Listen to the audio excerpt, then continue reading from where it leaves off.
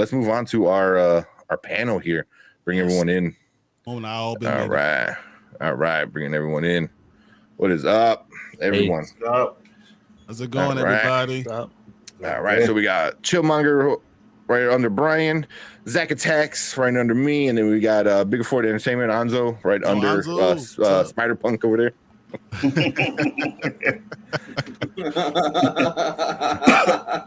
I was in total shock when I saw the Spider Punk thing. I was like, "Who the hell is that?"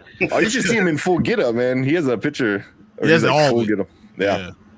Wow. You know it wasn't me. I have plenty of those pictures. It was like Zachary Levi needs prosthetics, not Brand Man. So, all right, man. So we did our little non-spoiler review. Oh man, his laugh. But I don't know, man. I don't even know where to start with this one because it just everyone's already been talking about it. I know Zach got a review out. I know Chillmonger had his Chillmonger. Was it 33 burning questions or was it just Spider-Man?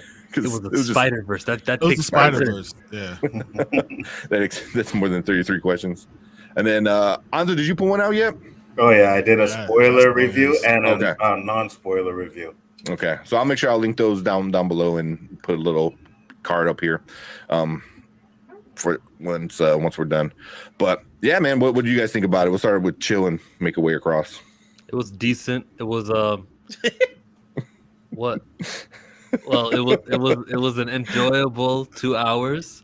It began, and I got tipped off from Jaded Fanboy, who told me that this movie is heavy on Spider-Gwen, and I did feel that earlier in the movie when the whole story was basically her dad and her relationship, and they could have accomplished that in like 3 minutes of really quick stuff. A lot of people are giving praise to the art styles on how every time they went to a universe, you see how they live and their look, and it got tired. The Spider-Gwen art, did you guys feel it? I wasn't feeling it. Spider-Gwen art? I enjoyed all of the art styles. Oh, yeah. As a fan of the Spider-Gwen comic, and I love the art from there, the fact that they brought that to the screen, perfect for me. Yep. Yeah.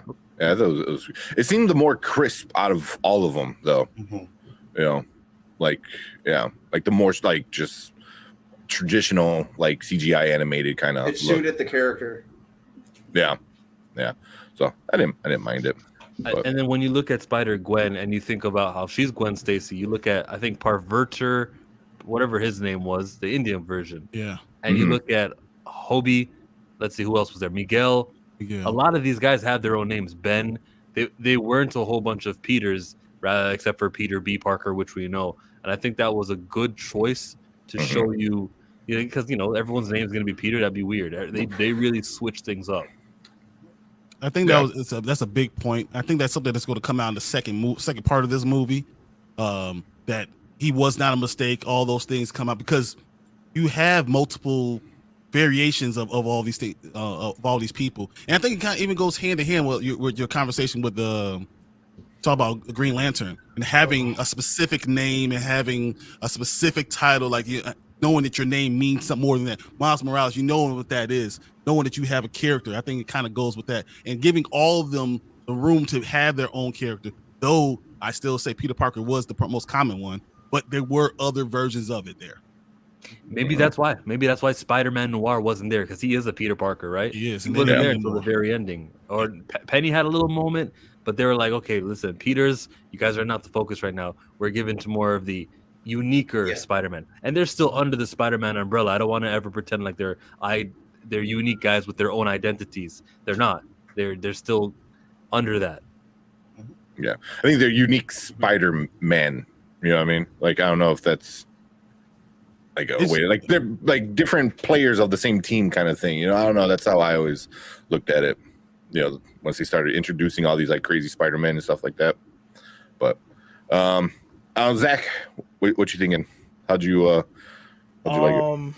I've been racking my brain trying to think if it's the best comic book movie of all time, and I think it's in the top 5. I think that when I think about comic book movies and how I want them to be brought to life, this is exactly from the comic, obviously with some tweaks, with some adjustments, and just straight to the page without like trying to dumb it down for general audiences.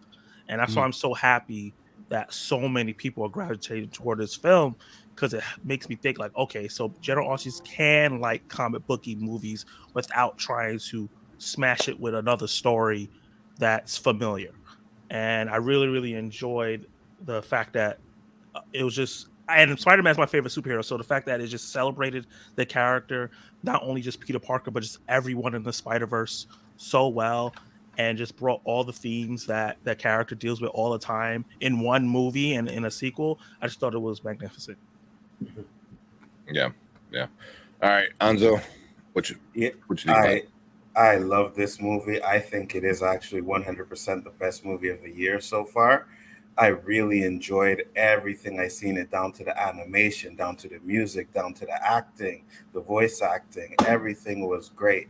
And I was listening to you guys earlier, and it's funny because my audience did not know that this was going to be a part 2 either. So when it ended, there was like this gasp, like, oh, like what's going on here, you know? And I was with my son, and I looked at my son. He's like, what's going on? And I said, there's going to be a part 2. You didn't know? He's like, no. So it just goes to show that us in this YouTube world here, we know all this stuff. But the general audience, they had no idea, you know? And I just was like, everybody was invested in this movie in my audience, and it was rammed packed, you know? So I really enjoyed that. I thought they did a great job with everything. Like, you had the first Into the Spider-Verse, which was really good. I enjoyed that movie as well. But then you did this one and made it even better.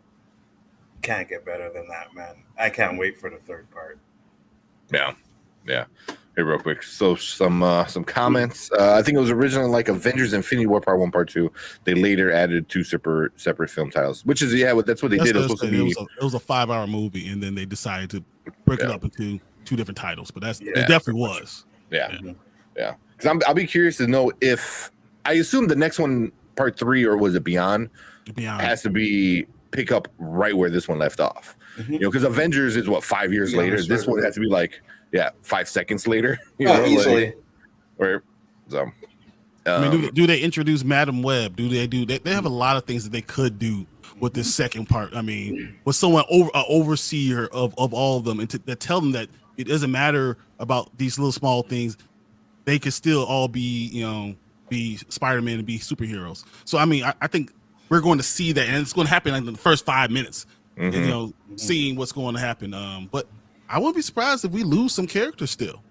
I think we're going to have something that happens that people are going to die. And that makes me wonder if it's still going to be a PG there's going to have movie. to be stakes. Does it go PG-13 for a movie that part 2?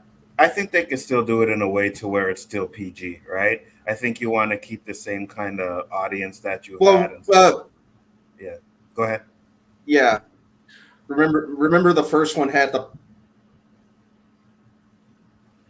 what? Oh, he might have froze. Well, let's not forget the first one had the Prowler getting shot in the back. Right. Oh yeah, that's true. All right, and real quick, we got Luke coming in. What's up, Luke? What's up, Luke? Made it. Made it. Luke. All right, glad to have Luke on with us. Now it's a packed house. What's going on, Luke? Good, man. Just got done with my stream, and I was like, you know what? I got time. Let me hop in. Now it's a party, right? And again, thank you guys for inviting me. Yeah. Glad to have you on. I know this is your first time with us. Everyone else, we've been all on together before, so appreciate all you guys coming on and hanging out with us. Because man, so I was afraid, like, since everyone likes it, everyone was gonna have the same opinion, which most of us do. I think Chill might have. No, I never thought Chill was gonna have the same opinion. I did like it. He liked it. He did like it, but not that because it's the greatest. We're thinking it's the greatest comic book movie, but you kind of already stated your feelings on it, and we already understood, and it makes perfect sense. There's some things that I did not like necessarily too, but I still think it's the best comic book movie I saw. I didn't like the idea that I talked about this with Tank about it. So Miles' dad's last name is Davis. Aaron Davis, Miles Davis, and all that stuff. They don't talk about that And even when they talk about Captain Morales and all that stuff, but what's the story behind that? You know, so like it's more to that too. So there's things that I feel like we're missing. That, you know, there's things that could be explained later. But I mean, that's so minute to me. I don't try to, you know, say anything bad about the movie just because of that. But I mean, that is a big part of it because he is Afro-Latina, like Latino. There's two parts of him, and understanding what that is and why they chose him, you know, if it has his mom's last name on him. Because the story in the comic book is a very important story, and what his dad was doing, what him and Aaron were doing beforehand. Mm-hmm. Those are very big and important things. So I mean, but that's me because I read all this stupid stuff. You know, I have a comic book addiction that, you know, have problems with it. You know, but it didn't have anything to do with the movie. You know, the movie was still fine. That's probably saved for the live action version of the character where he won't be meddling with other spider people and they just focus only on his story. Mm-hmm. I could see them jumping into that. The names and his family and setting up his own like villains he has to deal with, where because this movie was like half Gwen's, so they couldn't only focus on his stuff. But I think that is a really good thing that should be tied either into the third film or maybe when he goes live action. Yeah. Yes. Mm-hmm. Yeah, I forget. And then real quick, Luke, you want to give us your quick take on the movie before we get into some of the like negatives and other things? Honestly, this would really just come as a no-brainer if you guys saw my review. I adored this movie. Like, I really don't think I should need to say anything else but like that everybody else has even said already, because everything that a lot of people have said about this film are basically my thoughts. So, yeah, there you go. Yeah. I mean, hence why 96% on Rotten Tomatoes the audience score. Dude, and literally a 4.7 on a 5 on Letterboxd. Like that's the highest rated film on Letterboxd. It's like, good. The Phil Bros are tight. Oh my god.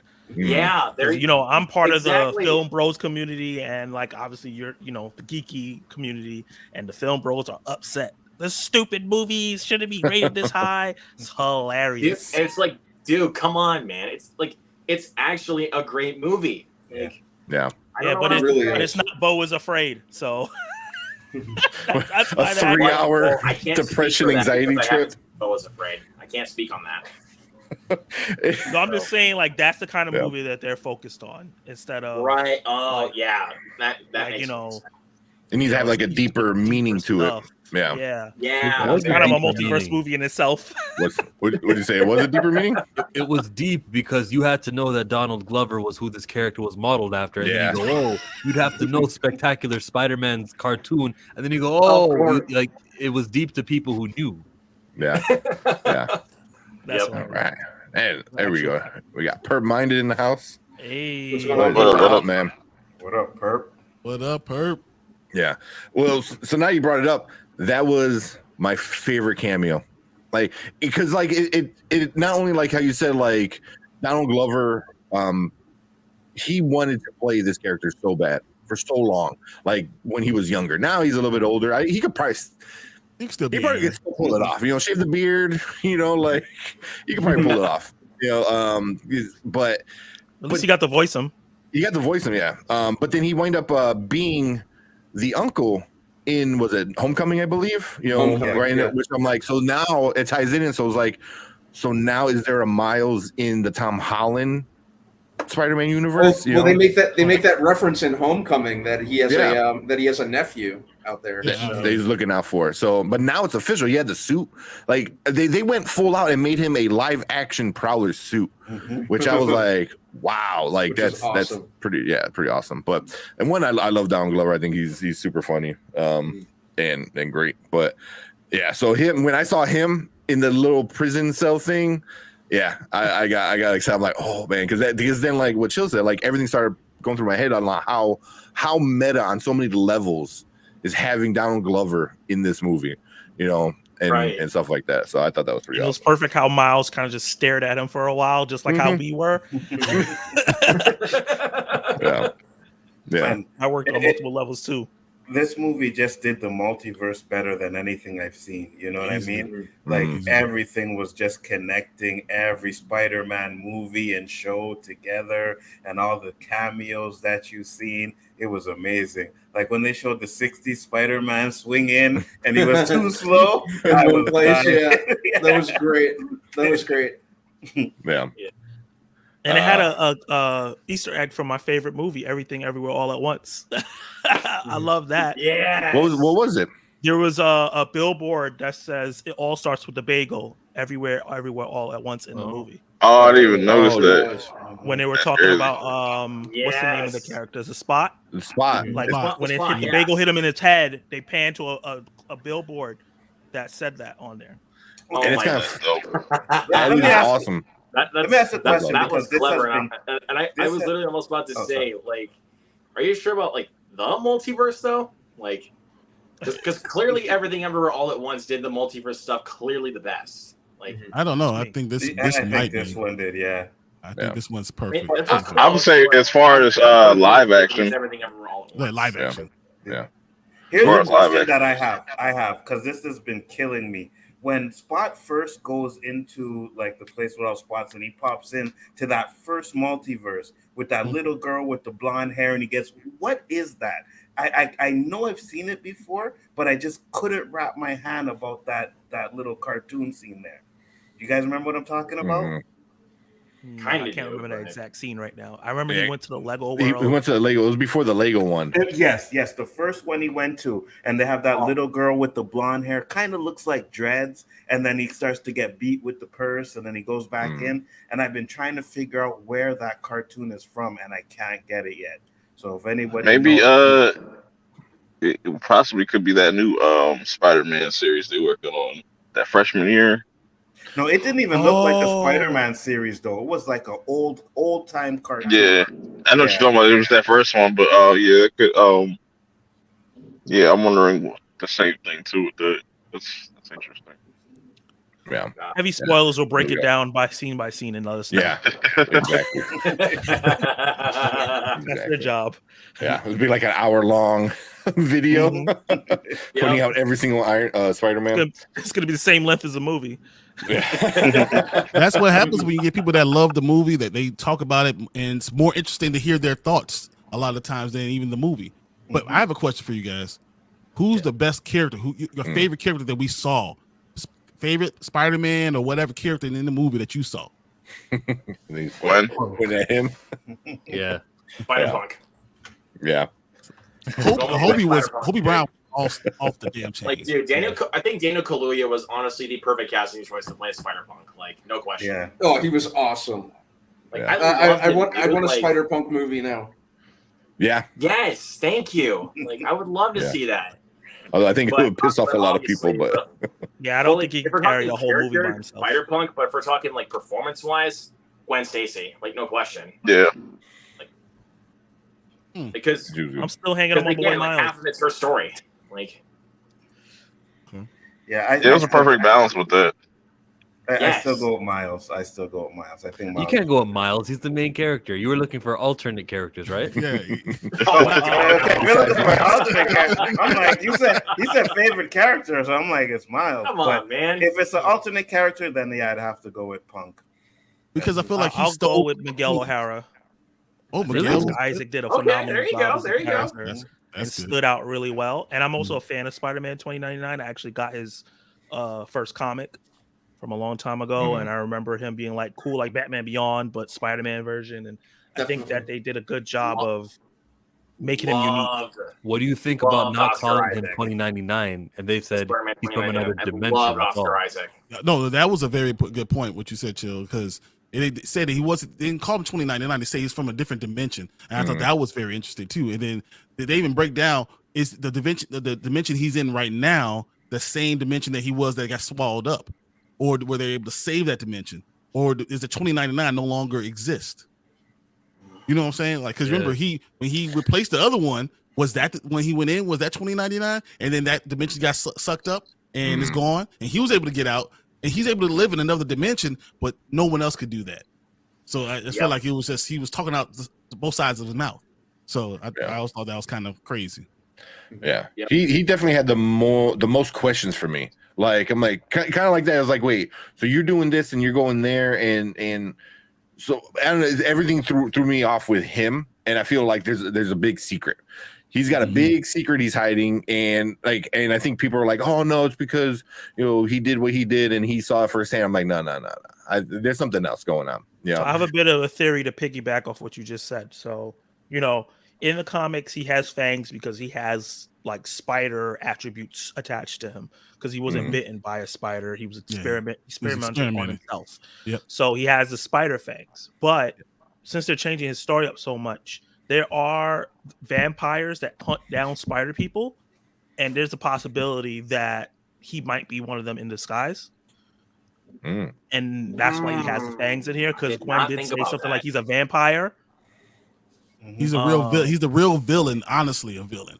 Instead of just saying like he just has a different idea, he's honestly a villain. I can see that. He was more of an antagonist in this one, but I can see him becoming a villain in the second one if they want to. I think it's called Inhibitors or something like that. The vampires that hunt down the spider people and kill them. I could see them tying that in there.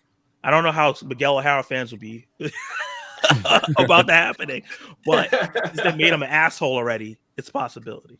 Yeah. We never know because again, like we're like 9 months away, so we don't know. I still think it's possible that Madam Web's gonna pop up in the next one. So. Oh God. Yeah. I think Madam Web is going to. She's going to put everything back together. So everyone's going to be like, you can't do these things, and she's going to let everyone know it doesn't matter. You can be anything you really want to be, and she knows it because she knows all the different verses, and she's been in them, and she's been controlling all that stuff from the outside for a long time. Olivia Wilde? No, I'm saying like the old, like just an old, like remember, like from the comic book, the 90s show or something. Because they are doing the Madam Web, the new movie. Is Olivia Wilde? Is she in it?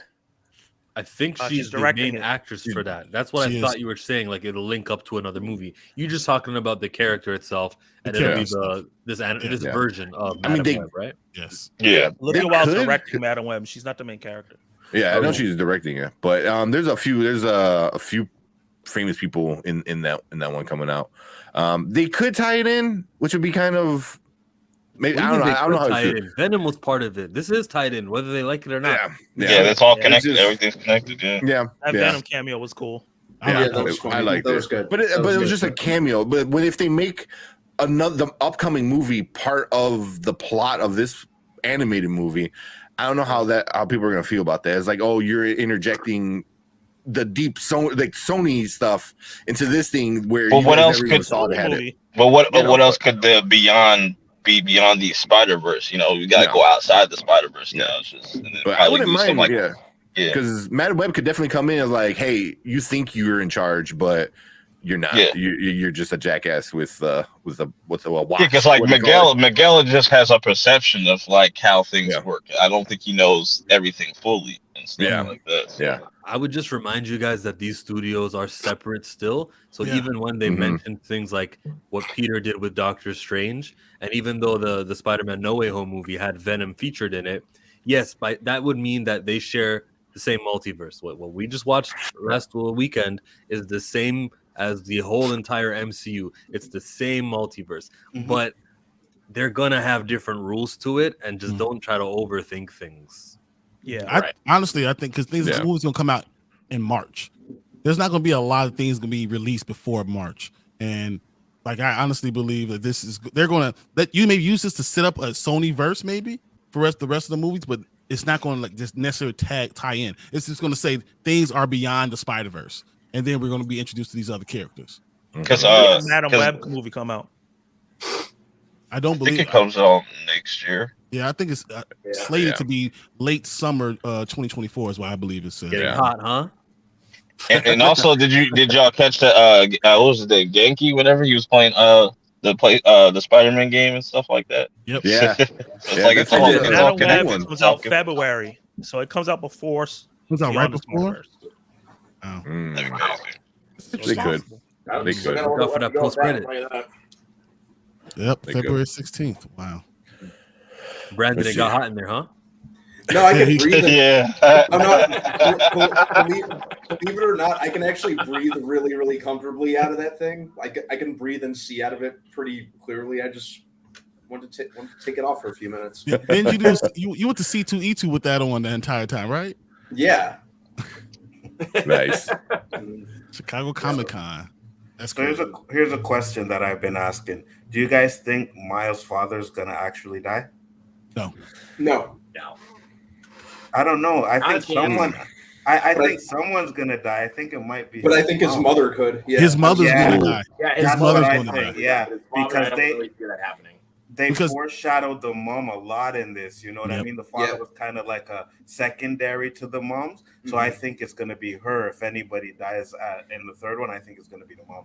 And that makes Who's sense gonna- who's- because that's what happens in the comic book. In the comic book, he's raised by his father because his mother has died before. She's the Aunt May's that type of thing, but she dies beforehand. So I think that's they're going to follow that kind of thing along with this, and that's another reason why he'll keep have Miles Morales, which is another reason why he took the name. But I mean, there's a whole lot of things that happen with that. But- But who's Yeah. gonna kill her though? Like, is it gonna be Spot or is it going to be the Prowler, Miles Morales? 'Cause I think Ooh. that version, he's gonna man. kill somebody. Holy crap. Or what? That's a Yeah. good point. Ooh, man. I like the Killed by I like your the point you're making, own. Christopher. I like that. I could see a switcheroo, like a whole what is that pirate trap thing where they switch Mhm. places like shit like that. I can see that where he's gonna try to trap Miles there, and he's gonna go try to take his place or something like that. I agree with I can see Archie. I don't think any of the parents are gonna die.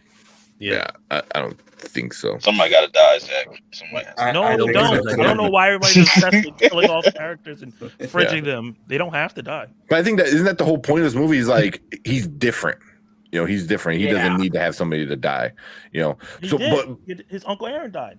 his uncle Aaron died. Yeah, but I guess. No one else. There's that, No one but, cares about the like, uncle. Like Yeah, right. Wow. Yeah. Uncle But Ben? that- exactly. But again, Yeah, never you know what? It could possibly That's be so like, iconic that he it's never came possible. back. Yeah. And that was one thing when Miguel was saying like, oh, you have to go through that canon, which I love them calling it a canon event. Yeah. That was such a good thing because so many. I think it's kind of a dig at a lot of people too. It's like, well, it's not canon. Like, here you go, shut up. Like, this is what we're doing. It's like we can change it and this will be all right. But yeah, just that whole thing, and it was like, but his uncle died, and it was like his Uncle Ben, but a little bit different, Or what- But Or what if Gwen dies? Because she's always alluded to that. In every story, Gwen ends up dying in some shit in some type of way. I'll tell you the It's around. another Sacrifice. possibility, but we never know until we see Beyond the Spider-Verse. Mm. Only Gwen reason I won't don't die. think she dies I is mean, 'cause Gwen they're will working die on before they female kiss, I should spin-off. say. Really? Oh, Sorry, Really? Joe, what were you saying? I'll cut you off. God. I don't know. Wait. I mean, that's an interesting thing that you think that Gwen will die. That's interesting. Yeah. It's a I think that'd be possibility, but if then not the we have to wait. parent.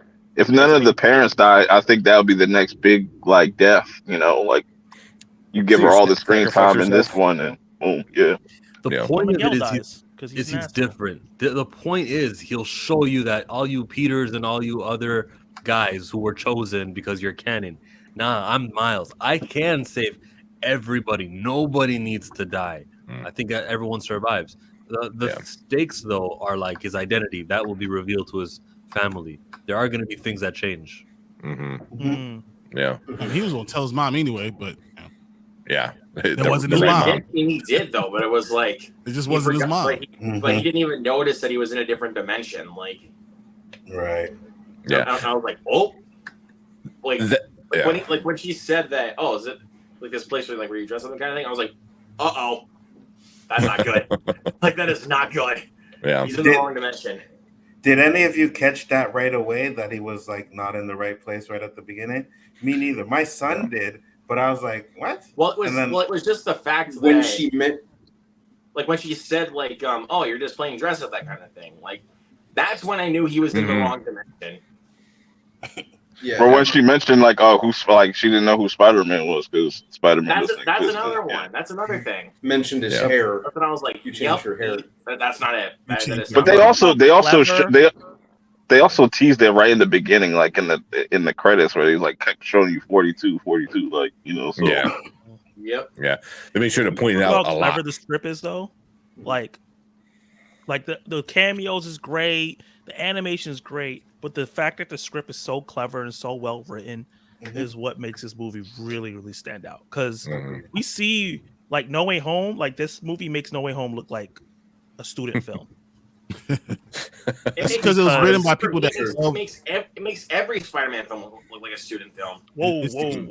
It was made by people who love writers that love the actual I think content. Across the Spiderverse is the best one. I still don't want to take away from No Way Home because that still kind of helped out theaters because like before that movie came out, like theaters were dead. Like you know. No. Like, I love that movie, but it's not a well-written movie. I'm saying I like can still like to be my favorite. They have to hit me differently, and that's what Across the Spiderverse did. It hit me differently. Right. Yeah, and then the Tom Holland ones, he needs to play inside that Kevin Feige, sandbox. So there's a lot more limitations with that one. Granted, I mean, it still doesn't excuse like a bad Spider-Man, but I don't think all the three weren't bad ones. I had fun with all of the Tom Holland ones so far, but being able like animated. And correct me if I'm wrong, but I thought the first one, like Sony was like, yeah, do whatever, like make your little animated Spider-Man film, and then it wind up winning an Academy Award, and then people notice because they weren't the same thing here. Yeah, they told them that your writers could do whatever you want. Now they got carte blanche, whatever they wanted to do. Yeah, but in the first time there was like, whatever, we're not going to really promote it because it really wasn't promoted that much. The first one, they didn't put really any like studio like behind it besides just the name of Spider-Man. How many of you guys actually saw the first Spider-Man in theaters? Besides I thought I knew it was coming out. I knew it was going on. I just didn't know it was gonna be that good, but I knew it was coming out. I don't know. I think I still got the tickets though. Nice. I did not see that in theaters, that's for sure. Yeah, they didn't promote it. Where this one is like, yeah, do what you do, but we're gonna promote it now. So many good things, but it was like I still didn't like have the guts by that time to actually just go back to the theater. I understand that and redo it. But when it comes to animated movies, if you're not Pixar, Disney, Illumination, and I feel like there's another company, it's hard for you to put a lot of money behind promoting a film, even though it has Spider-Man. Because look, like Into the Spider-Verse, love it, but it had the Spider-Man name attached to it, and it didn't exceed expectations box office wise.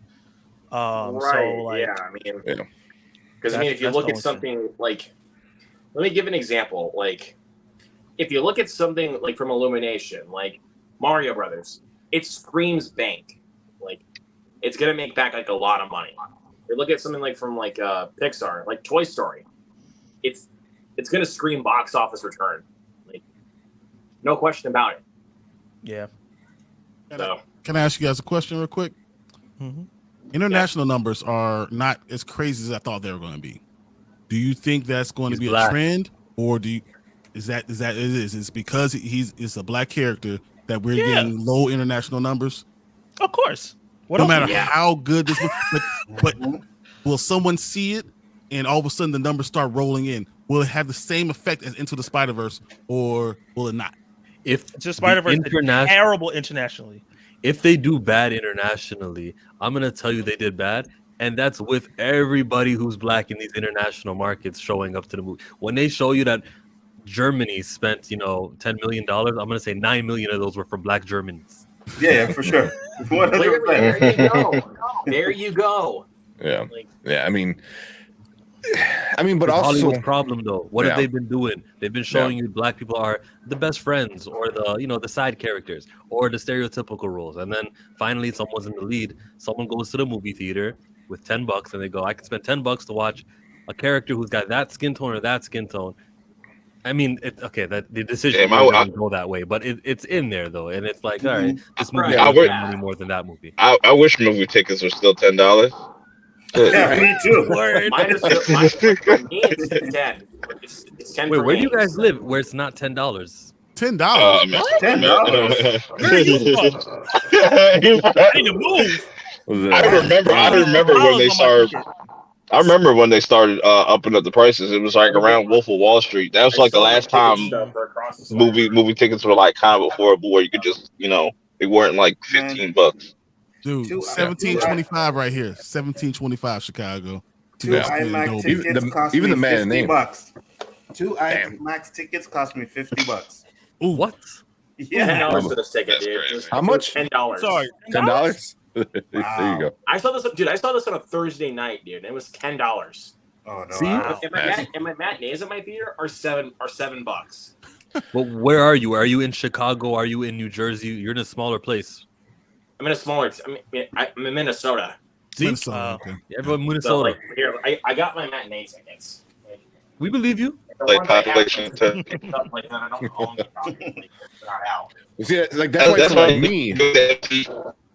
Like I'll show you. So this was for. I know some of these might be tampered with, but it's okay. So this was for my third round for Super Mario Brothers. Nice. My second round for Evil Dead, and then Air. Nice. And yes, I actually did go support this movie in the theater. Yeah. Yeah. Hey, listen. It was deserved, man. I'm telling you, it's deserved. For the short run. I had the Spider-Verse last Well, week. my theater kept it for like about a month. So Wow. I had the Spider-Verse last week, Transformers this week, The Flash next week, $150 for those 3 movies. Yeah. You don't have the other two that I still like have a right Regal now, Limited like, or regard to- AMC A Plus you can do? Because that's what I do the AMC other two that I stubs. still have like right now are both full price tickets, which were for Are You There, God? It's Me, Margaret, and Renfield. So it's like, and I was gonna pay full price to see those movies anyway. I mean, the first time I saw Evil Dead, I did pay full price, but it was like I wanted to see it again so badly that I had to go to a matinee showing to see it again. Like, Yeah, AMC A list like changed my life. I was like, wow, why didn't I do this before? Like, here's just AMC would be like a couple hours away from me. Yeah. yeah. It's The nearest like, $25. big theater chain, like for me, is a Cinemark chain, and that's like about an hour away. Like, Right. Yeah, And a lot of and the only times I've usually gone to that theater was for a matinee showings. Like, and a lot of you guys got that like flash screening with your AMC stuff, right? So when I seen that stuff posting off, I was looking here at my theater to see if there was any kind of free screening for Flash. Like, I had nothing. Like, if I was given that opportunity, like for the A-list stuff to check out the Flash early, I'd be like, I can wait. Like, I can wait. Oh, I would have went. I would have went. See it for sure. I know you. Like, I know you would have went, but I would have waited. Like, if it was something like let me see. If it was something like for like Mission Impossible or something like that, I'd be like, I'm going. Mm-hmm. I am going. Like, no one's gonna stop me. I'm going. So I was talking about the international numbers. I was just looking at it. You realize, so United Kingdom is 11.5 million, right? Mexico's 11.6 million, right?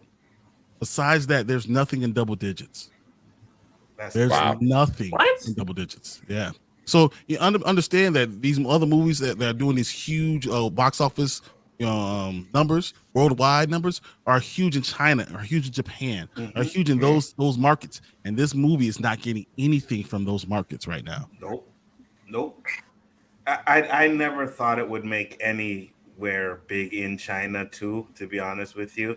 You know what I mean? I just didn't think so because we already know, they had to put Finn Little on the poster. You know what I mean? They had to put the Black Panther mask on Chadwick Boseman on that poster. So they ain't really down with the Brown. Even that cool Across the Spiderverse poster that looks dope as hell with the samurais. They made Miles tiny.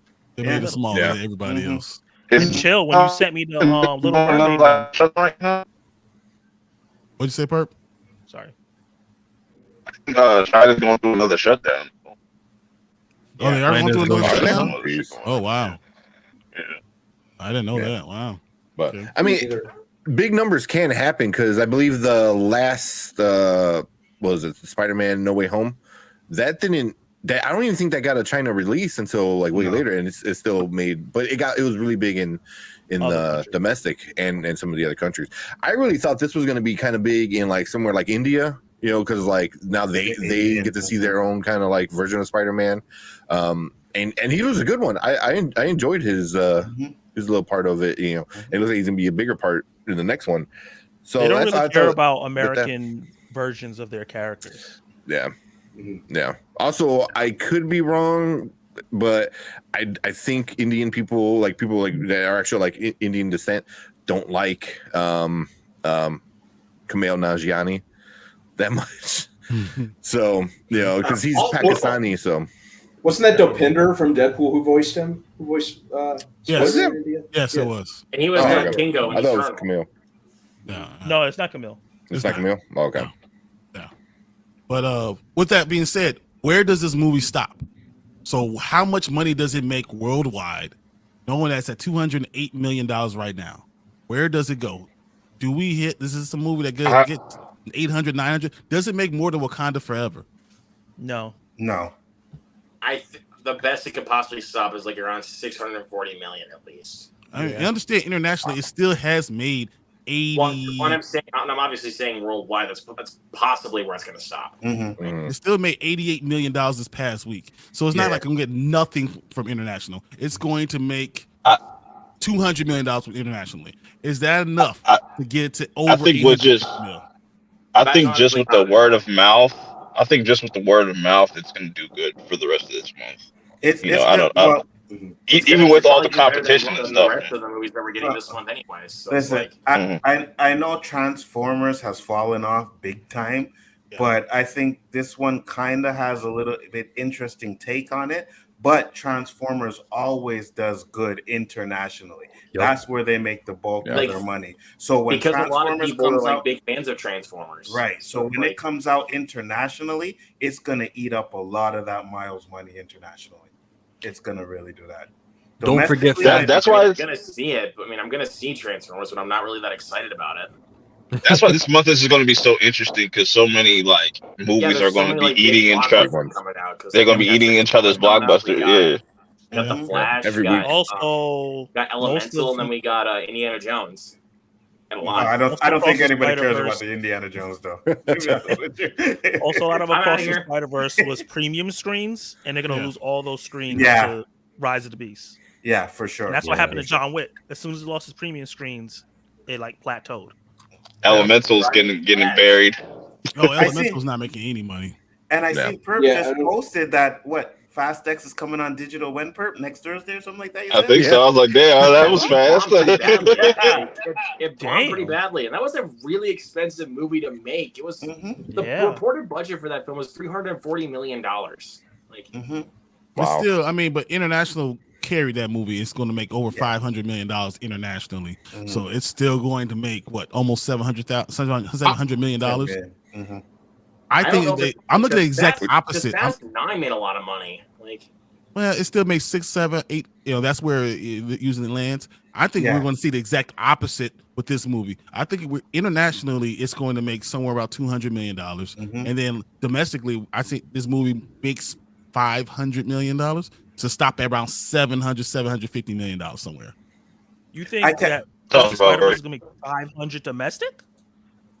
I can see it getting that high. I think it's going to be there because I don't think Transformers is going to do very well domestically. I think we're going to see it. And I think people are tired of seeing Transformer movies. Don't trust it after the Mark Wahlberg movies, and that it's not going to make the money that it's going to. This is actually going to give Transformers, Spider-Verse, a chance to have a good movie for 2 weeks before the Flash comes out. Flash is going to bury Transformers, and then the Flash is going to take over that for until.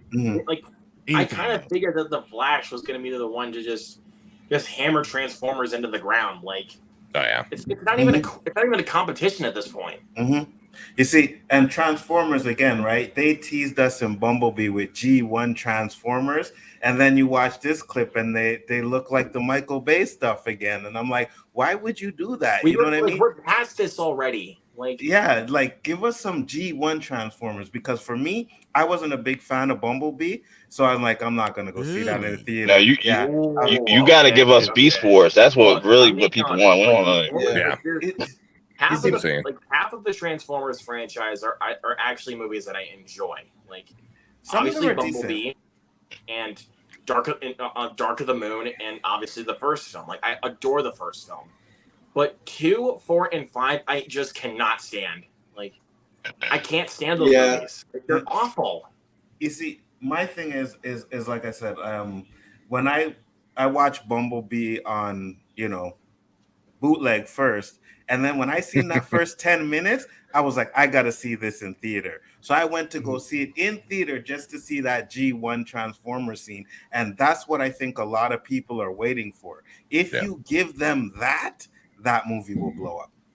Yeah. But I think they use it's humans not too gonna make much. any money because it's like seriously, we're past the Michael Bay bullcrap already. Yeah, for sure. Yeah, for sure. that's where they should have been. This should have been Bumblebee number 2. This should be Bumblebee 2, like something like that. Instead, they just went back to Transformers, and now they're trying to ride the code of Beast Wars, and not even calling it Beast Wars, which is right. Like, what? But I think what they're gonna do, I think the reason for that, is they're gonna continue the G1 stuff, but then also they're gonna make a full-fledged like Beast Wars movie. Beast Wars. I think that's what's gonna.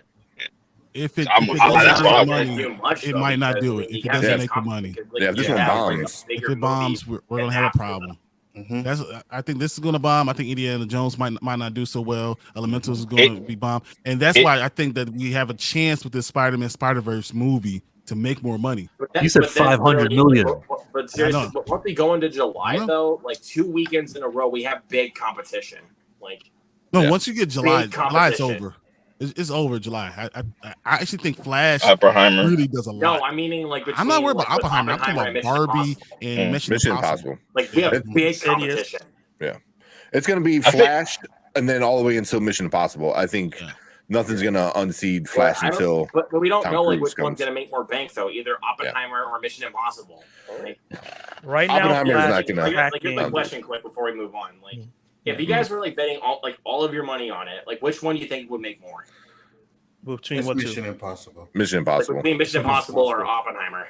Mission Impossible. Oppenheimer makes the most money on the day it comes out. I think people are like, and it's Mission Impossible. But I think also just because it's Nolan and stuff, but the more it gets closer to a date and what he's about to do in that movie, I think that's what's gonna kind of draw more people. But that 3-hour runtime might kind of kill that. You know what I'm saying? But and plus, I mean, Mission Impossible is close to 3 hours, but it's very it's pretty shy of that. And plus, look at Top Gun Maverick from last year. That movie made $1 billion. Right? I don't know why. It deserves it, man. I'm sorry, it deserved it. Oh yeah, Perp didn't like it, right? Awesome. I forgot. Absolutely. I was like, I give Tom props for getting that Billy, but it's just that's such a a basic movie to me. It's just super basic. But I'm out. See ya. Kudos to him, though. That's what I said. I get more hype for Mission Impossible, though. I like Mission Impossible. Give me that all day. Now that I don't care about caught up and watched all 6. Mission Impossible is all 6 of them are better than Top Gun Maverick. Ooh. Facts. Hey, Zach. Mission Impossible. I completely disagree. Wait, you didn't like Top Gun Maverick? I love Top Gun Maverick, but it's not all hype. It was. I think the practical effects. I think we have to remember nostalgia kind of works a lot with Top Gun. Top Gun, understand the nostalgia, being able to take people that watched the movie in the 80s, be able to see it again, be able to have those same storylines, have a finishing up of storylines, brought people in. So it's not about the quality of the movie, but sometimes And also, what you plus, can bring and galvanize to people. 1986 was such a cultural phenomenon to so many people. It was a big phenomenon back then. And then look about this. About 36 years later, we get a sequel that makes $1 billion at the box office.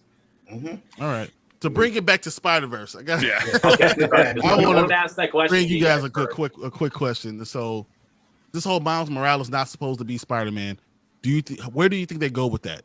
Do you think they actually say that he's not supposed to be, or that he is the only variant? That's what makes him so special. He's the only variant that does have all these positive things, or do they go somewhere else with it?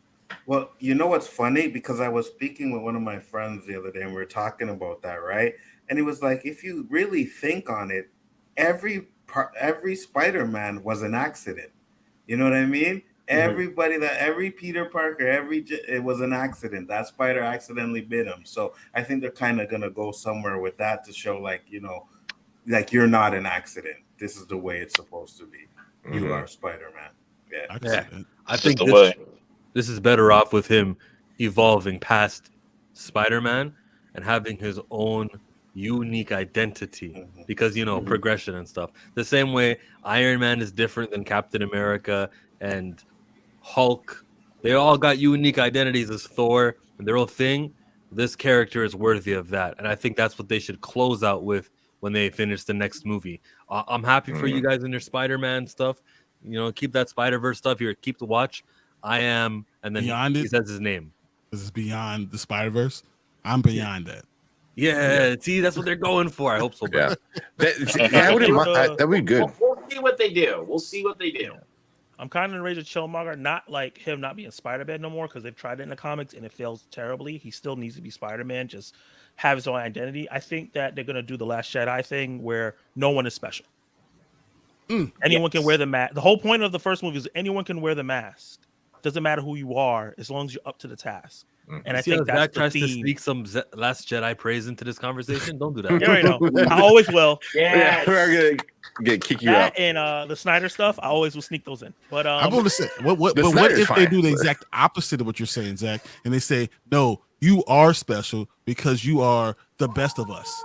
And instead of going to negative, Miles is the best though. Say that you are the best of us because of what you come from, what you've done. That makes you special. You are special because instead of saying everyone, I'm tired of all these giving everyone a trophy. We're all good. Participation trophies. No, say you are special. You were special to this. Miguel was right that you were different. That you couldn't be like the rest of them because you'll never be like the rest of them. And he even said at the end of Across the Spiderverse, like, I beat them all. Like, he did beat them all.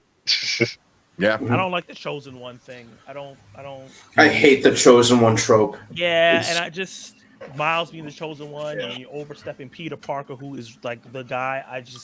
I think that's weird. I don't want them to try to be like Miles is the chosen one. He's over Peter Parker. They're both two separate Spider-Mans, and they're both great. But there's no chosen one. They're all the Spider people are great. They all do great things. Because really, what has Miles done by himself?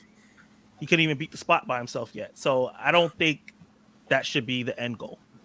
So I don't think it's a chosen one. Yeah, but I don't think it's a chosen one. I think it's not. It's also him leaving this. He's like, you know what? Y'all have your little club and I'll do my own thing. Play in your little spider network web shit thing. He goes, I'm gonna go do my own thing. But hey, I'll be here if you need help. But I'm gonna go over here and I'm gonna redesign his logo and stuff like that. Like he can do something pretty cool with it. And he beat Miguel. He bodied Miguel's shit. Yeah. If they end up saying that Miles is the best one, I'm gonna stand up and clap. I'm gonna cheer. Yes, you are the best one, Miles. Yes, 100%. Yeah. It winds up being like was it Spider Pig or whatever.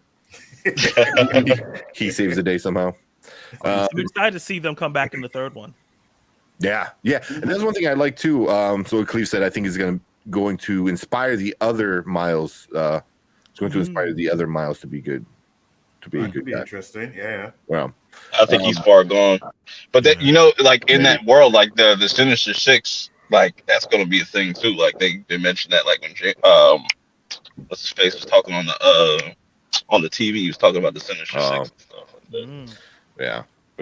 And it was still what's his name too, right? Was his voice? Jameson. Yeah. Jameson. J.K. Rollins. Yeah, it was him. Yeah. Nice. Yeah. So, but yeah, I mean, it just was. I lost my train of thought. I was gonna say the whole thing with Miles Morales inspiring people because he's inspiring them because you see how they're changing. You see what he did, and all the other ones are changing their minds, saying, "Well, he might be right." Gwen was on his side. Oh, man, Miles is wrong. He's the one. He's the bad one. Everyone was changing their minds because of what he was doing, just being himself. Even Peter was saying, like, I wanted my kid to be just like you, and stuff like that. Yeah, loved it. That's a big compliment. Yeah, for sure, 100%. Yeah, I didn't like. Here, I want to talk about some of the dislikes. I know we all love it. But it's not a perfect movie. I don't think. There are some things that I like. Two things that I was kind of like, what it like ick about. Why Peter B. Parker, like, dude was constantly not the baby was that ever. I mean, like the first time you snuck the baby out, so okay, you kind of have the baby. You didn't expect a giant, chase scene. But the second time, like, why are you taking the baby out? Why? I said the same thing. Teaching her the ropes. Teaching her the ropes early. I mean, when it's like life and death, I was like, I don't know, that's Spider-Man's life. That's the easiest way. I feel like that Peter Parker is the Amazing Spider-Man, the cartoon, because that MJ looks just like that. Right? Looks like that MJ from the cartoon. Yeah, but why did he was constantly in flip flops, his little slippers, and like a bathrobe? I was like, he's chilling. Because that's what y'all do, Tank. That's what y'all do when you have babies. Tank is asking all these questions when he knows exactly the answer. You can't balance life and having a newborn. Why is he doing? Why is he taking away? You gotta go. Because I never left. I never left my house. I see you in slippers. He has slippers. They say Chicago Bears on them. I don't know what he's talking about. I do have that, but I don't. Man said it's a part of your culture. Peter was living his best life. This is He's living his best life. When you have kids, it overtakes stuff. And but you wear your suit. You have your Spider-Man suit on, but you're like, oh, let me put my bathrobe on. I was like, what? She might spit up on him, man. I can't be getting that dry cleaned all the time. So I have my thing on, my robe on real quick. Come on, this is what it is. I think they doubled down on the casualness he had in the first film because he was wearing like pants and sweatpants or whatever, and now it's like, okay, let's triple down on him being super casual with the robe and slippers. Can I say one thing I did not like? I hated the fact that all the Spider-Man turned on Miles so fast. They knew him. They went through saving the world with him. Did all that stuff on the multiverse. And as soon as Miguel says, this is what's going on, without any proof of what's really happening, they just turned on Miles and said, you're right, Miguel, we're going to follow you. I thought that was really, really weak. It's a classic anime betrayal. You're not good. How you going to talk? Look at me as a family. Look at me as a role model.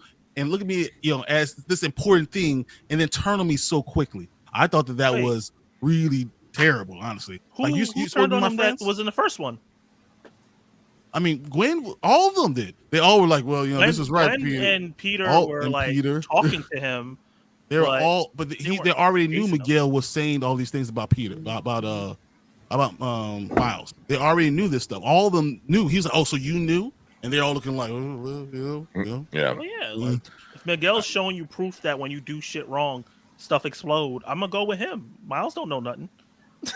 And I don't necessarily. I ride or die with my people no matter what. I don't necessarily think they turned on him. I just think they didn't tell him the whole situation. Plus, Gwen did try to help him during that fight a couple of times at the end. You know what I mean? Even Peter did, I think. Yeah. Peter tried to help him too. Like, I think when they were going at it, they were more or less trying to make sure that Miles didn't get hurt and not the fact that they were actually going with. But they didn't believe in Miles. But if this one thing you learned in the first movie is that you have to believe in Miles, that he has that something special about him. I thought that's what they learned about him. And that's what they all said. And then the next time you see me, oh, I can't go see Miles because of this. Oh, we shouldn't go see Miles because he is the opposite. I mean, I just thought that they really didn't ride it out for that dude.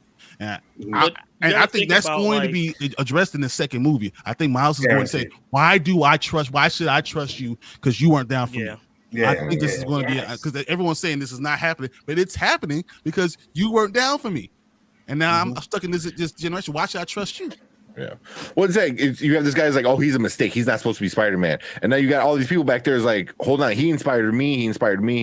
He like, and then you're saying like he's not even supposed to be a Spider-Man. It's like, but he's the best one. Like he helped us become better Spider people, whatever, So it's like, and then as soon as you get the watch, you're like, oh yeah, whatever you say. So I kind of get what you're saying, but they didn't like chase him down to attack him. They kind of were chasing him down to like help him. But that's the thing I didn't get either. Was like you're chasing him with everyone else, but you're like, no, we're chasing you to help you. It was like, but they weren't. They were just trying to stop him. They were trying, even when they got him cornered and they're talking to him. It was like, no. Just like I feel like when you really watch like Miguel, he had good intentions. I just think he was just paranoid about like this whole situation. That's why I think he has like this kind of like warped perception about just how the multiverse works and stuff like that. Because I honestly think that Miguel is going to have a 180. He's going to help Parker in the Miles in the next one. I don't think he's going to be the actual villain. I think he's going to like, you know what? Maybe I can try and help this guy,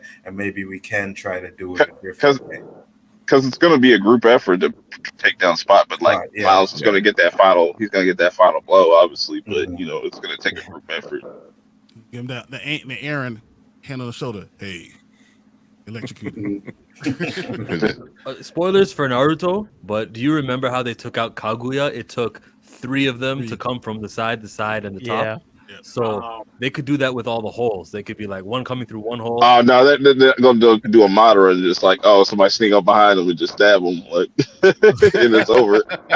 Hey, sneak up and stab someone like they did in Amazing Spider-Man 26. Jill, so your goal is this: is that all Spider-Man's gonna fill the Spot's holes? That yeah, there's so many of them. They're gonna fill the holes. Different kind of movie to go to. Yeah. There you go. Oh, nasty. God damn it. Come on.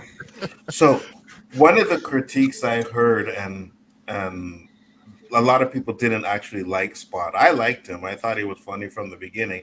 But did you guys feel the same way? Did you have issues with him?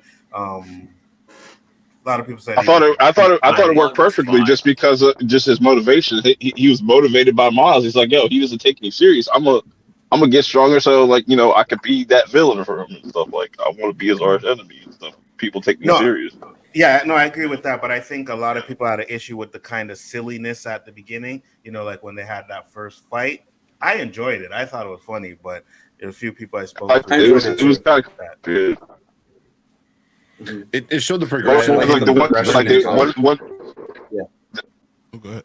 The one day when they were fighting, I think it was the laundry room or something like that. The kid had you're roboting. Yeah, you're breaking up a little bit. Yeah, you're breaking up. Well, I did think it was interesting that Spot was always around. Every time Miles, when he was bitten, he was there with the spider. When Miles was attacking other things, he was getting hit. Like everything that happened with the collider, he was the one that's being hit with, dealt with us. He was always around everything that was going on with Miles. And I think that happens a lot with arch nemesis, that they are around. They're just a regular person or villain or doing something, and something happens to them because of it. And I like the show that it's just a regular dude could become a villain easily. Yeah. Well, that's what like Horgy brought up a good point. I said the Spot worked. He mirrored Miles' journey in the beginning with him tripping and slowly getting stronger, which I like too. It's like he didn't know how to use his power, but he wanted to become stronger. Which to the point where he's like, "Oh yeah, I'm gonna mess things up." But not even at the beginning, because at the beginning he wasn't even trying to be bad, right? He was trying to be. He was like, "I guess I'm going to try to rob this thing without hurting anybody." I guess. There you go. But it's the fact that Miles made him look like a joke, and that's why my guy Jason Schwartzman, dude. Like, oh yeah, I love that man. Like, he did a great job. Yeah, like I dude, and like for the longest time, like throughout most of the movie, I was like, who is it? Like, who's voicing this character? Like I didn't even know who it was. Like until the credits popped up, and I was like, that was him. Like it sounded a lot like him, but I was like, it couldn't be him. But then I found out it is Schwartzman. Yeah, I think the most annoying one was Andy Samberg. I'm not a big fan of his voice, and he played was it Ben Reilly? He's funny. Brooklyn Nine-Nine is one of my favorite shows. I love Brooklyn Nine-Nine. Yeah, and I think his annoying voice fit that version of what they were doing with it, where they was being all super dramatic, super dramatic and stupid. So it wasn't bad, but it was like right off the bat, I'm like, oh yeah, that's Andy Samberg. Like without, I liked it. I loved it. I loved it, man. I loved Andy Samberg. Yeah, but yeah, like I love the big started all, and that's why it's like one little scene from the first one turned into a whole plot point in the second one. Turned into a plot device. Yeah, but isn't that very comic booky? Like that's exactly what you get in a comic book. You get something, this one thing that doesn't look like it means much, but it really is the whole basis of everything. Yeah, and that's what always is. Good comic book writers know how to use those things, and I think this was done by a good writer that understood what was going on. And I already knew the story where they were going from the beginning. And when you know the story from the beginning, you know how to put those Easter eggs in that you never noticed. Yes. And don't forget, because it's animated, there's a lot of time to add to it. That Jameson voice by J.K. Simmons, they probably didn't have that plan, but they were sitting on a movie for like month 10, and they're let's hit up that guy. Maybe he can do some ADR, and they got it in. They were constantly adding Easter eggs to this. You can tell. Yeah. Like they really wanted to please everybody that loved Into the Spider-Verse, which I'm sure most of us do. But that's Super Mario for you. Like what they did in that film. I'm sidetracking a little bit, but I just need to say, like, we heard the DK rap, and we heard all these musical cues that we're used to, and things that we loved from the franchises prior were added in the Spider-Man movie as well.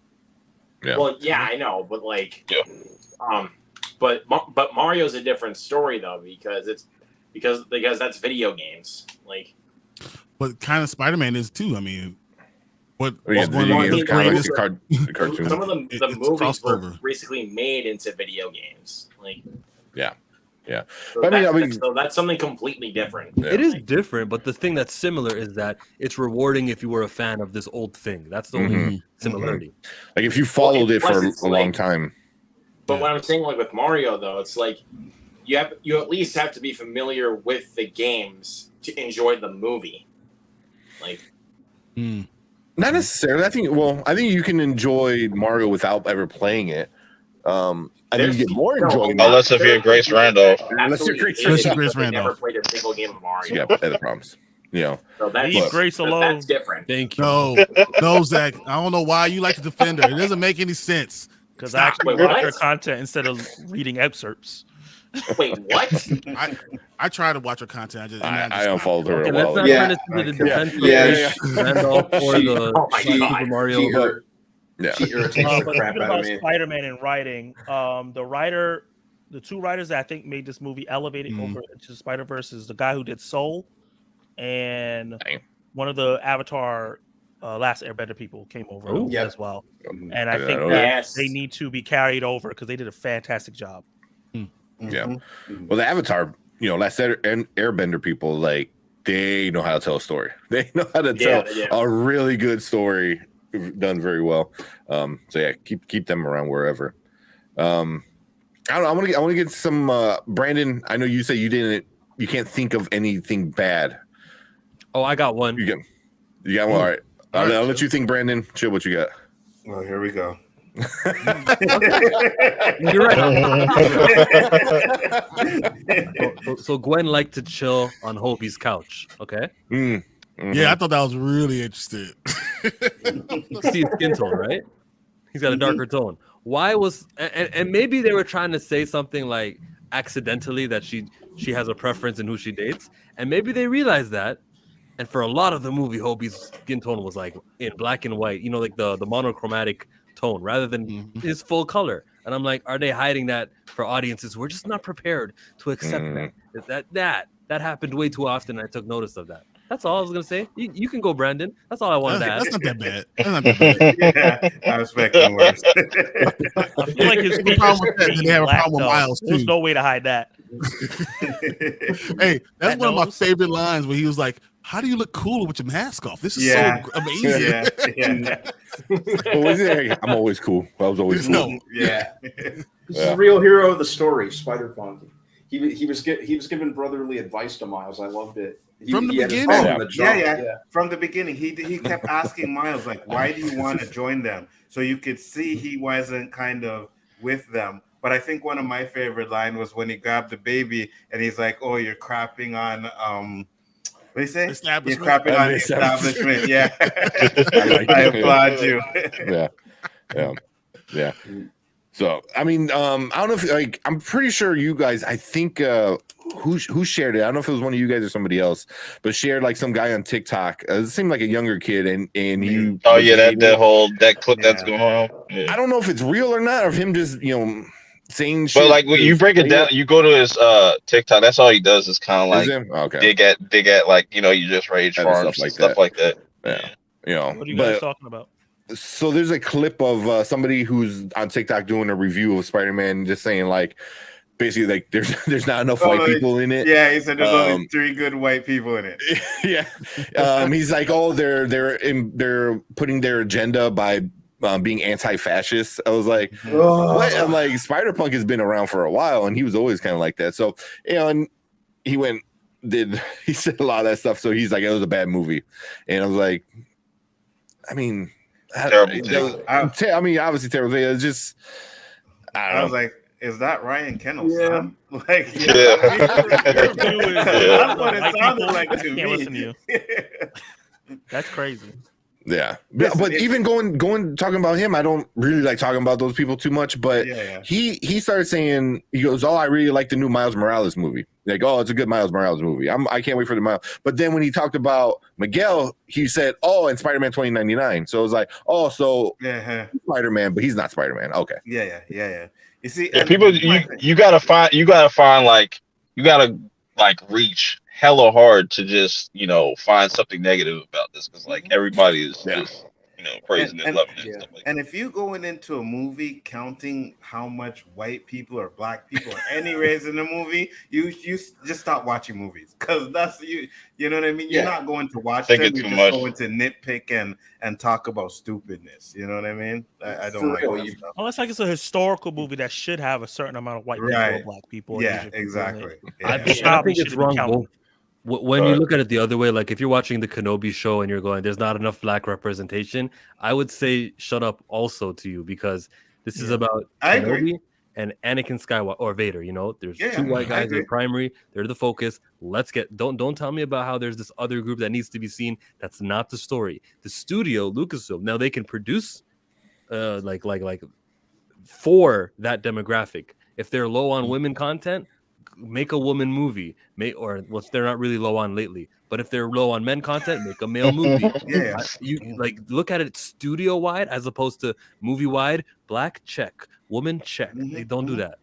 Hey, listen, I'm 48 years old. I remember growing up watching movies with no black people in it, and never once saying, "Oh my gosh, there's no black people in this movie. I'm gonna go." You know what I mean? Like, there was never an issue. You're going to watch a movie to be entertained, right? And that's how I see it. So all of this stuff that goes on YouTube or on the internet, stuff like that, kind of like just, you gotta ignore it.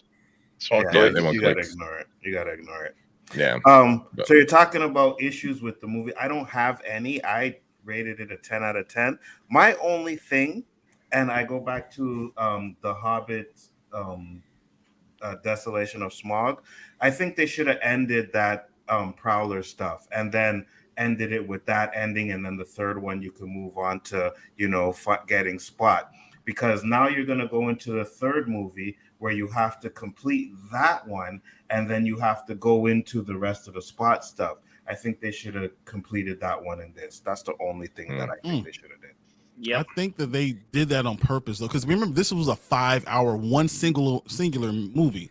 And they had all this stuff, and they had all the ups and downs, and they had all the character arcs in the movie, and then they just decide to stop it here because it's a good ending point. But all the stuff is already done. The entire movie's already There was a big cliffhanger to build up for the next one. Right. But I think you could have done the cliffhanger a little bit better, right? Because now it's either going to be, when you get to the third one, that's going to be either ending really quick, like within the first 20 minutes, and then you're going to get into the movie, or it's going to go on a little bit too long, and then you're going to have to kind of rush to get to the end of the movie and kill and find Spot. So I think you could have ended it with that scene, or don't they have two different groups, like, because you have Miles by himself dealing with his reflection, basically, and then you have them with looking for Miles, but they're going to run the Spot, so they can actually do both storylines at the same time. They can, but I think they are going to come over and help Miles, and then all of them is going to go after Spot. That's what I think. I'm not sure if Miles is going to fix that conflict by himself. You know what I mean? I think that the way that they ended it was good, especially the second time watching it. I was like, oh, that fits. So it's very anime-ish, because anime does that all the time. Like they'll be like, oh, like they'll build to some type of climax, and then they'll hit you like, oh, to be continued, and then you got to find out next what's gonna happen in the next episode and stuff like that. That's a complaint. That's actually how you ended a good cliffhanger. This cliffhanger was more so like, we'll just turn the music up high and it'll be the cliffhanger. We really didn't plan for it. They probably created a movie script and realized it would need to be broken into two, and they're like, okay, let's just take that part there when Miles sees Miles. That'll be significant. So they just cranked up the what music. I'm saying Really. is like, what I'm trying to say is like the way that they ended this movie is with the cliffhanger. That's actually how you do a cliffhanger, right? You like it? I don't mind I it because really I like think that cliffhanger. Yeah. Go ahead. Because there are just some cliffhangers that are just like that just leave you there, and it's just like that's it. Fast X. Yeah. Perfect. But I was just about to say that. I was literally just about to say that. The one thing I say though is that this movie didn't feel long, so I wouldn't have minded an extra 20 minutes to finish out that scene. You know what I mean? Yes, I could have watched another 20 minutes of the movie or another 30 minutes of the movie because it didn't feel long. Like I was invested from beginning to end. So yeah, you could have added another 20 minutes. I'd have been fine with it. I think it's fine though, because like, you know, once we get that Beyond the Spider-Verse, I think it's gonna just instantly like pop off, where this one kind of like eased their way, and this is just gonna immediately continue where the last one left off, and you know, we're gonna get a bunch of action. You know, yeah, I hear you, but I feel like it's even more than that. There's the reason they chose right there is because from the first movie to the second movie, they're showing the maturation of Miles and how he's trying to find himself. Right, he's trying to find out who he is. How do you work with your different identities? How can you do these things alone? And when you stop and now Miles is looking at himself, a reflection of himself, if he made different choices, it's really like a microcosm of what's going on inside of him.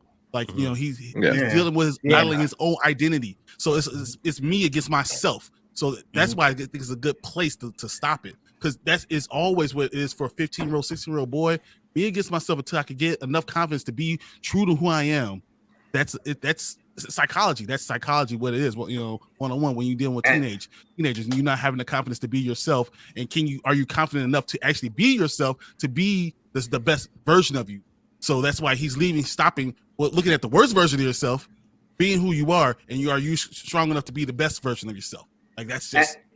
And you bring up a good point. You made me think of something now, right? Because this Miles that he met lost his father.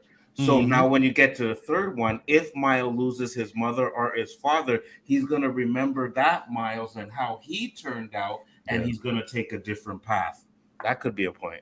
If they go that route, yeah, that's an interesting one. I didn't mind the ending. I thought it was okay. I'm fine with it. They introduced it right there, and then they left it there. So it was like, and I think what was that? Well, Perp, you said that's gonna resolve itself quick. So it was like you introduced the problem, left it there, and in the next movie, the first 10-15 minutes, that's gonna get resolved. Yeah, because how they set it up, because like you're gonna have Gwen and them going against like Miguel and them, because like they're gonna be trying to look for Miles in this universe. And Miles has got to deal with stuff with his other self and his uncle in this in that scenario and stuff. And we don't know if the Sinister Six is gonna pop up as well, and probably other people as well. Yeah, I hope not, 'cause that'll be way too much. Because like you had the Spot problem, then you have the Miguel problem, and then 10 minutes left in the movie, now you have evil Miles problem. Yeah, you know what I mean? Like, so it's like you got 3 problems, and one you just threw in right at. I know you didn't throw it in, but it got introduced right at the end. So it was like, and I feel like that maybe that last one should have got fixed and then set up. And we don't know if like this Miles is completely bad, like, or he's just like kind of like an anti-hero kind of Batman-ish, where, you know, him losing his pops just made him jaded as fuck, and you know what I'm saying, he could be, that's him just being a crime fighter. They're like they don't got the Spider-Man, but they got the Prowler and stuff like that. Like, you know, but that Batman. But I do agree with you, Tank, because like if they wrap it up in like 15 minutes in the next movie, it's gonna feel like short. Like I'm gonna be like, well, you could have ended it like that in the last movie, and then dedicate this whole movie to trying to stop Spot. You know, so but that's why I'm thinking you guys are missing it. The whole thing about him battling himself is him gaining the confidence to be the best version of himself. He needs that. You need to stop it there, because he needs to battle that. He needs to get past that point to even be able to be, because Spot has elevated. He's been going through this the entire second movie was him elevating his powers, elevating who he was as a villain. You know, he's more powerful than all of them. right? So Miles needs to elevate who he is now. So he needs to go through that same type of issue to elevate and become this next level of who he's supposed to be. Mhm. So that's why once again, it's within yourself, you know. Yeah. Because that'd be a crazy fight scene, seeing like Miles Prowler and just Miles tag teaming Spot. You know what I'm saying? Like seeing them kind of working together or something like that. Yeah. At I just some think that should have been resolved, because I agree with you, Brian. I like that whole thing, and he needs to like that inner conflict, but to leave it undone, the inner conflict of like looking at yourself like literally for him should have been resolved, and then he would have been like, I am a better person, let's take on the bad guy. Instead, it ends in the middle. So now he has to figure out himself, figure out Miguel, and now they all have to go figure out Spot. And I think it could have left on a higher note, maybe on a better ending, where he's like, you know what, I started on this journey of accepting who I am. I told my mom, even though it's not my real mom. So it kind of backtracks on him becoming a better version and gets stuck in that part. I think they should have finished that storyline, maybe another 20 minutes, maybe take that 30-minute chase scene, which was awesome. I love that chase scene. You could have cut that down a little bit and gave us that inner conflict, you know. I think it's going to be a lot longer than that, and it's going to mean a lot more to the character. And it's going to be all about his development, and that this is not going to be a 5, 10, 15 20 minute thing. How long is the next movie? To be a big thing. I think this next movie is going to be like almost 3 hours, almost 3 hours. 2 hours and 40 minutes. Yes. It's 2 hours and 40 minutes. They'll do what they did here, where they keep adding things in post-production. Yeah. Yeah. One thing I would say about the ending, what you guys are saying, is that the first Across the Spider-Verse is written really well. Across the Spider-Verse is written really well. I have no worries about them writing the third one bad. Yeah. Like, they have not given me any reason to think, oh, they're going to finish this storyline in 15 minutes, because the intro was 40 minutes. Yeah. Just introducing everything with Gwen.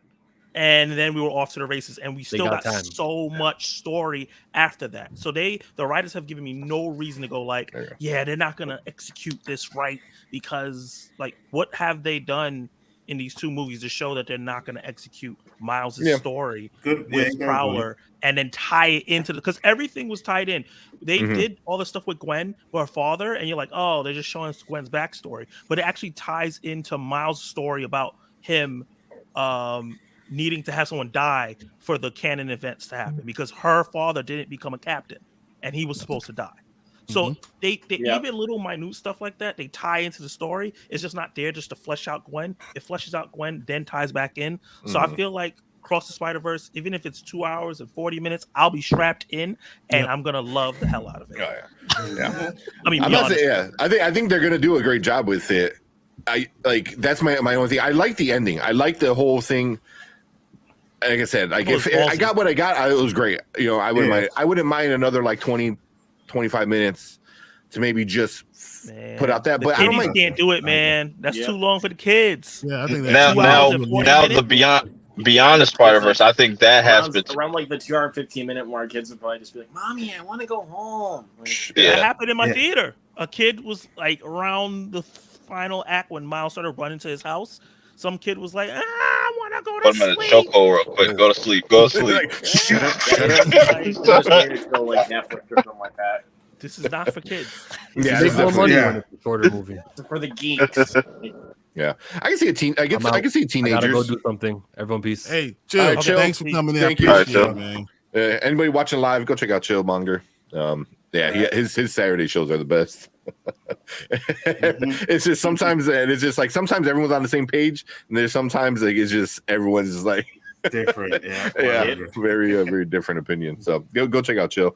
Appreciate him coming in with us, but yeah, man. I mean, this movie, I think I can see it like a teenage boy, you know, somewhere like 12, 13 up to like even like 18, 19, you know, like kind of seeing themselves in a lot of this, like, oh shit, like, you know, I can't tell my parents because, you know, this and that, or, you know, stuff like that. You know, I mean, that's a very teenage thing to do, is like, oh, I can't tell my parents, they don't understand, you know.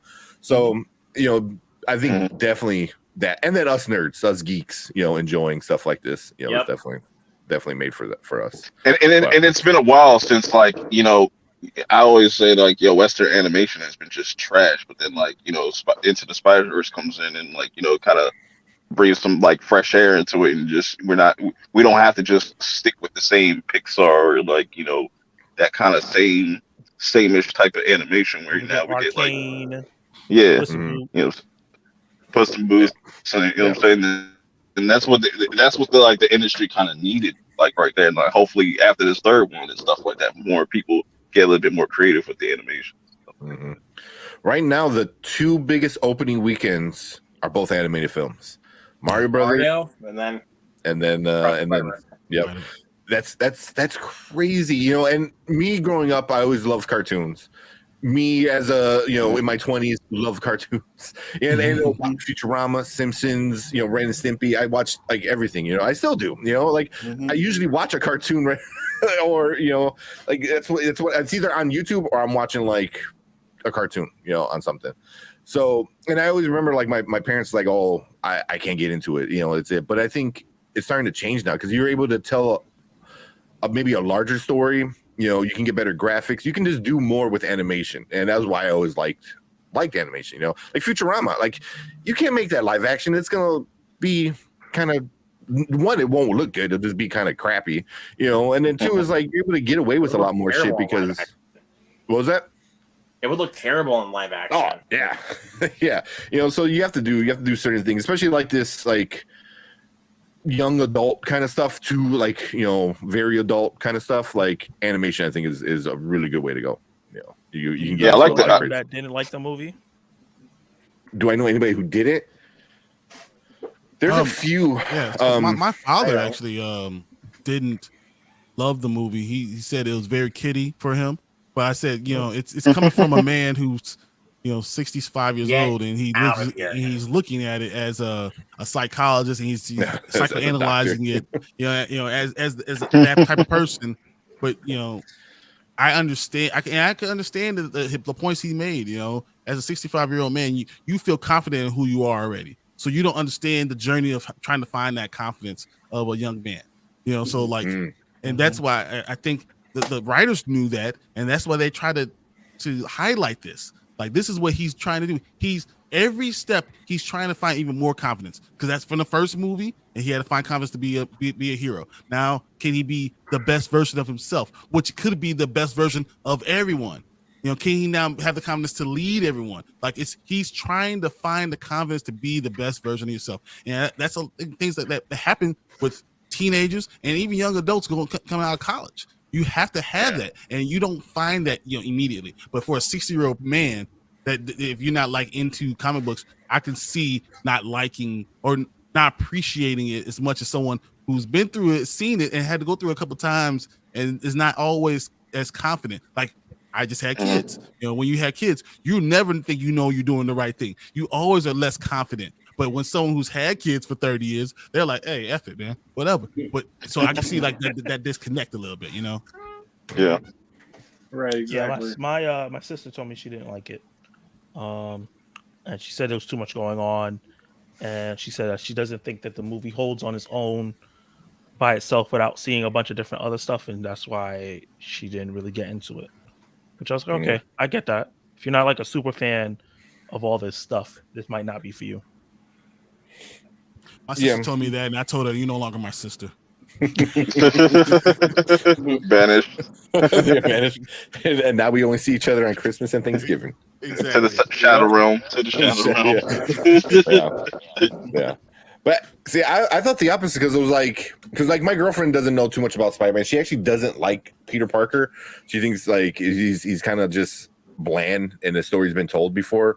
And also, I tried to tell her, I'm like, it's a story that everyone else tried to copy. So it's a story that you did see before, but he started it, back in the day. But she loves Miles. One, she loves seeing like a long young like black Puerto Rican kid.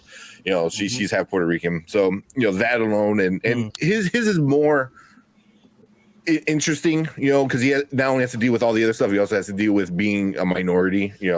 So she didn't get any of the references, maybe a few from the other movies and stuff like that. And that was it, like, but she followed along. She got it. Everything was funny. Like, Like I don't even know Spider Cat. I don't know what the hell. Like it was funny. Spider Cat was It funny. was like it was like what was Spider Cat's canon event? What was his canon event? His uncle died, got mauled by a goblin dog. Got goblin dog. That'd be funny. I was gonna say, yeah, right over by a tire. Right over my thing. But yeah, I mean, so it's like, but there's stuff like that. The horse one was, the T-Rex. That was hilarious. I like that, like how the animation looked, where like it turned into a western, like the whole like screen got like real like small and shit. Yeah.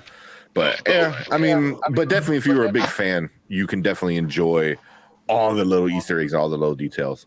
So I wanted to ask everyone one thing. So I've seen other people talk about it.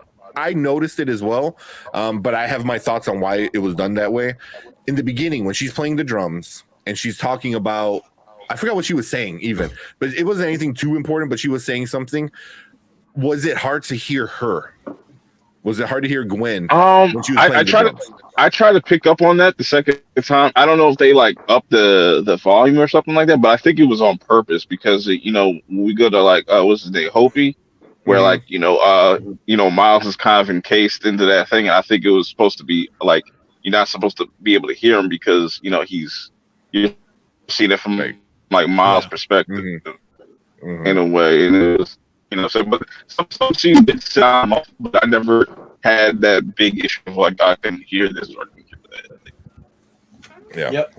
Yeah, I didn't have an issue with any of the sound, to be honest with you. Yeah, no.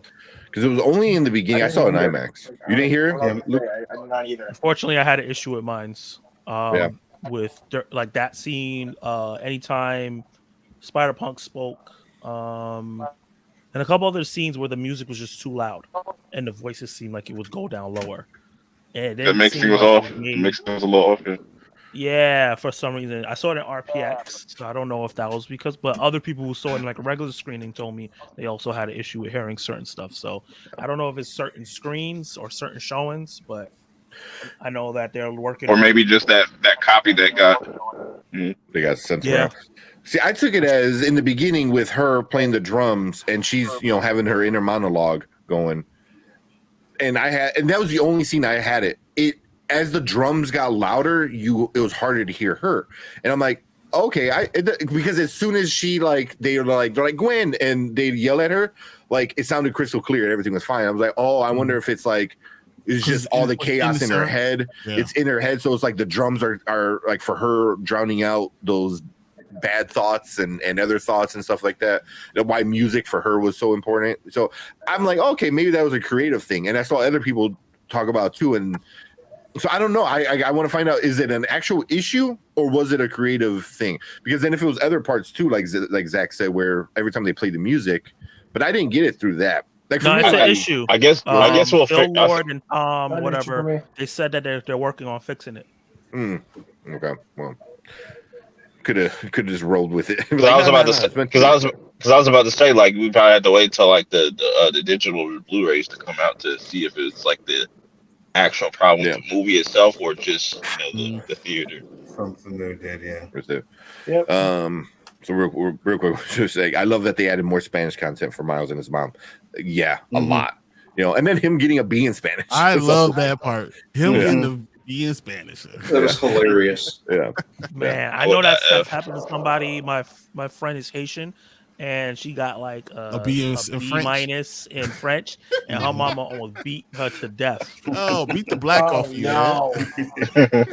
Like, how could you? You speak it every day at home. Yeah. That's so sad, dude. You get used to it. You kind of get lazy, maybe, because it's kind of second nature, and you forget the details.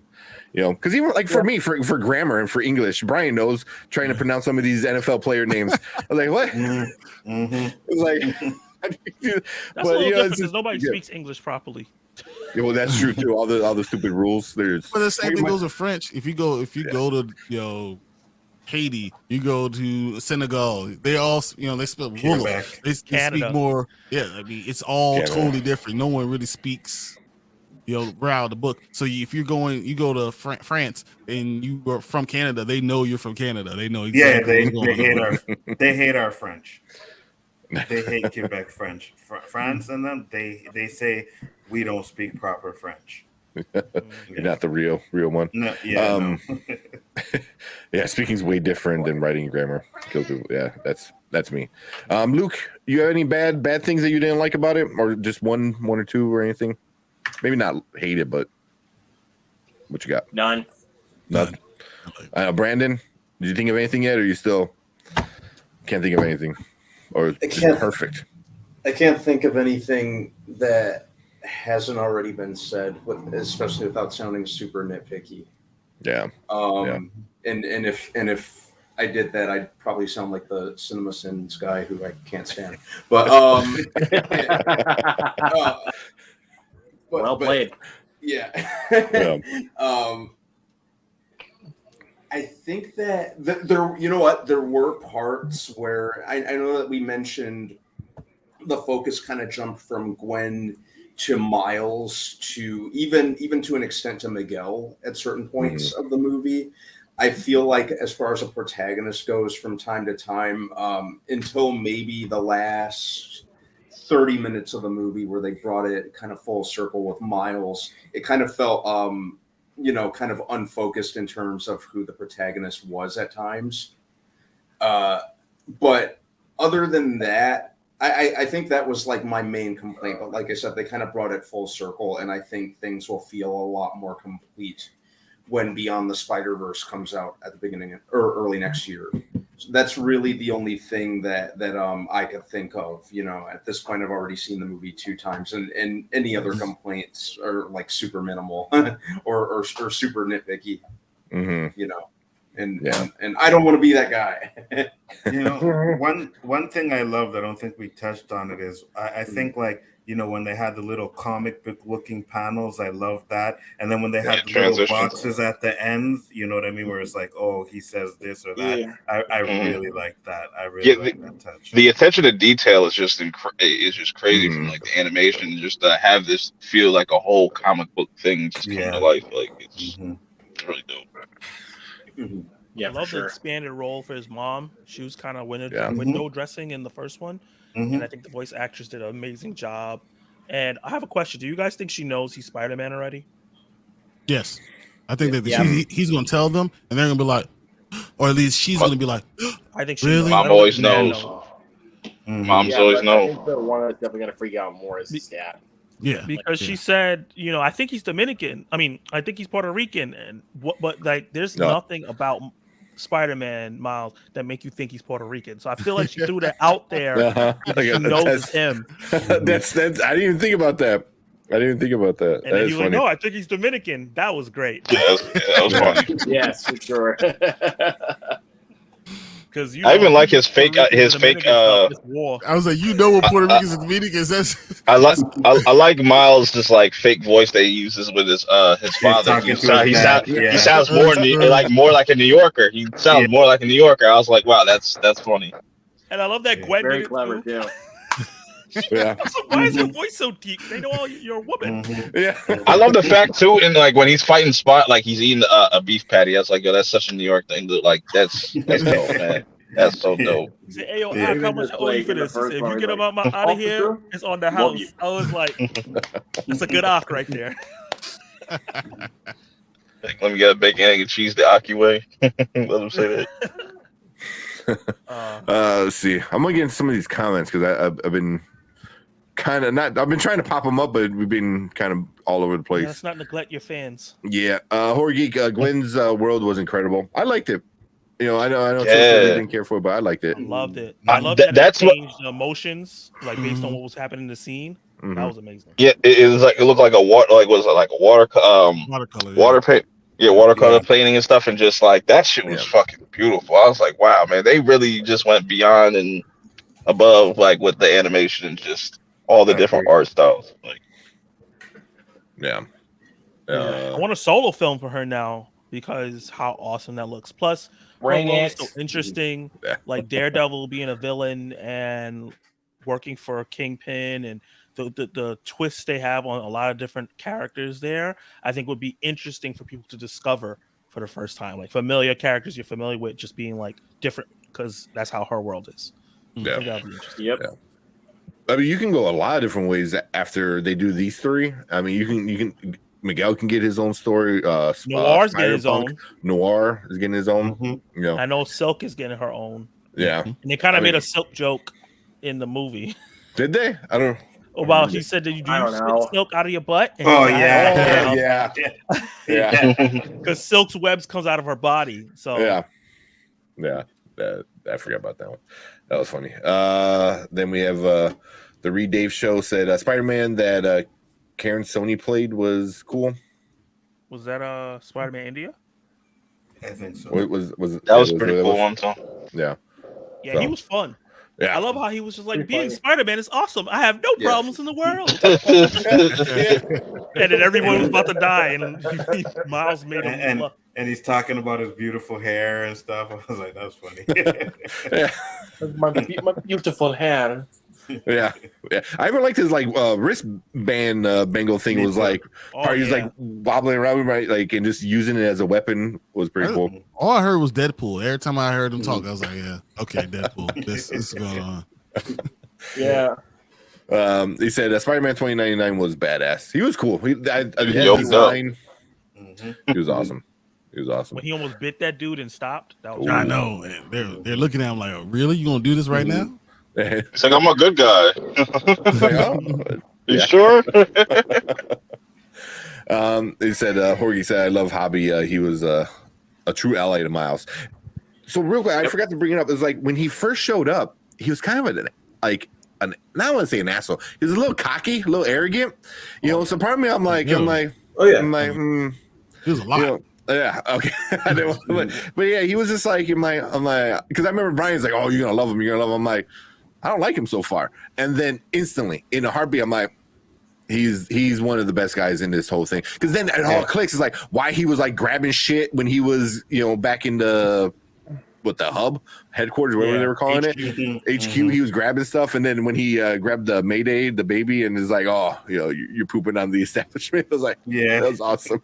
I love how everybody respected Mayday. Like even Miguel held her like real nice when he had it in the hand, even though he was pissed. He's like, I love this baby, even though I'm pissed right now. Did y'all see, like, there's another thing you didn't talk about. Like, do you feel like there was like some type of like chemistry there between like Miles and what was the chick's name? Spider-Bite?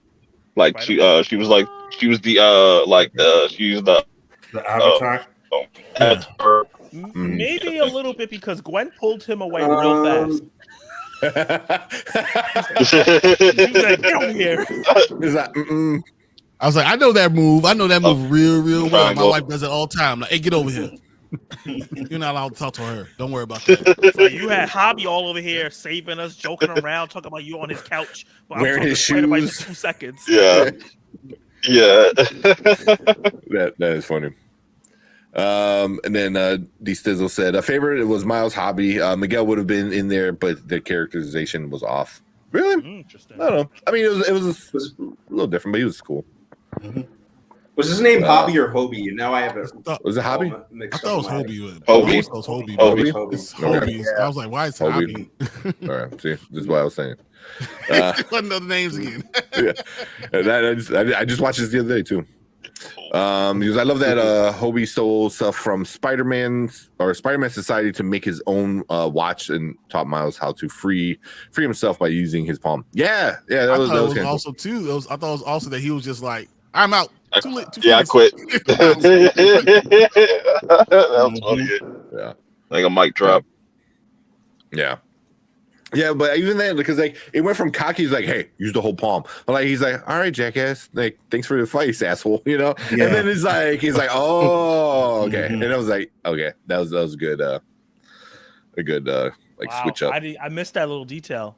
This movie's amazing. Everybody hates it except my sister. No, not her, but everybody else. All those people that's giving it 5 stars on Letterboxd because they're film snobs and Rotten Tomatoes. F all y'all too. Just want to be edgy. Yeah. Oh my god, because this movie's doing good My Little Horror movies doing bad. Nobody was going to go see The Boogeyman. They're waiting for streaming. Shush. Yeah. Even though I'm going to go watch it in theaters. It's out? That's not the point. Yeah, it's been out. Yeah. Oh, awesome. It's out? It exists? Yeah. They released at the bad. They released at a bad time. They should have pushed that shit to like August. It's October. There's stuff Wait, coming it's out October. in August too. Yeah. They could do late July. It'll been fine. Nah, talk people are in the to mood. me. Yeah, but no. See, you once again, I told you like October. You want to have that movie for streaming purposes. So that's why they release things in the summer to have it at home for streaming purposes and Halloween. That's why you want to have it. Want to do it early. You want to have your blockbuster time during the summertime when people are off, and then remind them during the Halloween time so I could double dip. Yeah, September But wasn't a actually bad thing. did pretty well Yeah. in the box office. It did better than Barbarian did last year. Barbarian did well, so horror fans did come out. Yeah. Yeah. Also, there was like no marketing for it. There's like one trailer, maybe. Yeah, it's the same trailer over and yeah. over. Yeah. So It was a really good trailer, but it's the same yeah, trailer. D Sizzle said, Beyond the Spider-Verse will introduce us to Sony's bad upcoming live action projects. LOL. See, that's what I'm afraid of. Like, keep that in its own thing. You forget Craven's coming out this year too. Yeah. That's, speaking of which, I didn't forget. I just chose not to remember. I have hope in that movie. You're the only one. Yeah, because I could see this movie really hyping up the video game, because that video game already looks awesome, and now you're gonna get a lot of people that watch this movie that might want to play the game just because it has Miles in it. It's gonna have Venom. Game character be more like active. Like they showed him and that was it. Yeah. So, but like I'm excited about that Craven. I'm not excited about the live action Craven. But I'm not with the live action Craven. There's a lot of Spider-Man. Like you got Beyond the Spider-Verse, and then after that, it's gonna be Spider-Man 4. And, you know. Yeah. As long as they introduce Miles Morales, just keep giving it to me. They're going. As long as they have Miles Morales in Spider-Man 4, which to say they are, which casting for that's going to be important. I don't mind as long as they do it well. As long as you care about the character and you care about the story and you write in that way, no one cares. I see it in the post-credit scene. I can see them setting Miles up in the post-credit scene, like after whatever happens, with Spider-Man 4, just can get the post-credit scene going into like his own like kind of live action movie. I see it.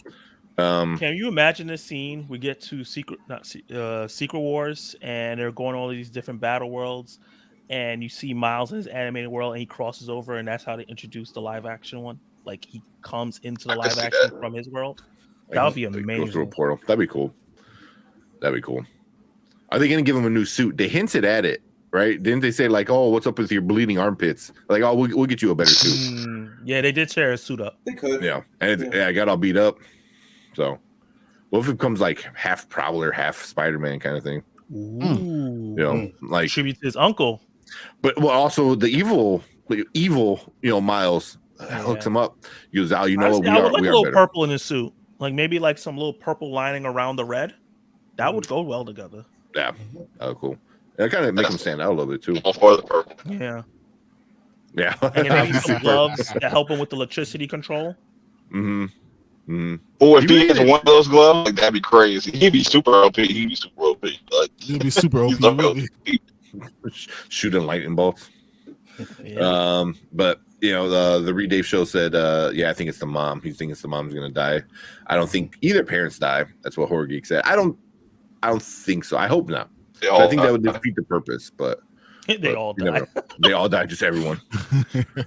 Mom died in the comic, dad died in the video game.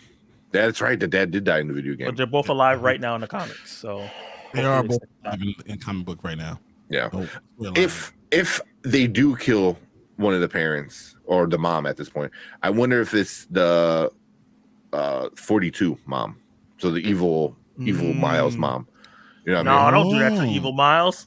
Yeah. But then leave him alone. Enough. Yeah. You in a terrible world with no superheroes?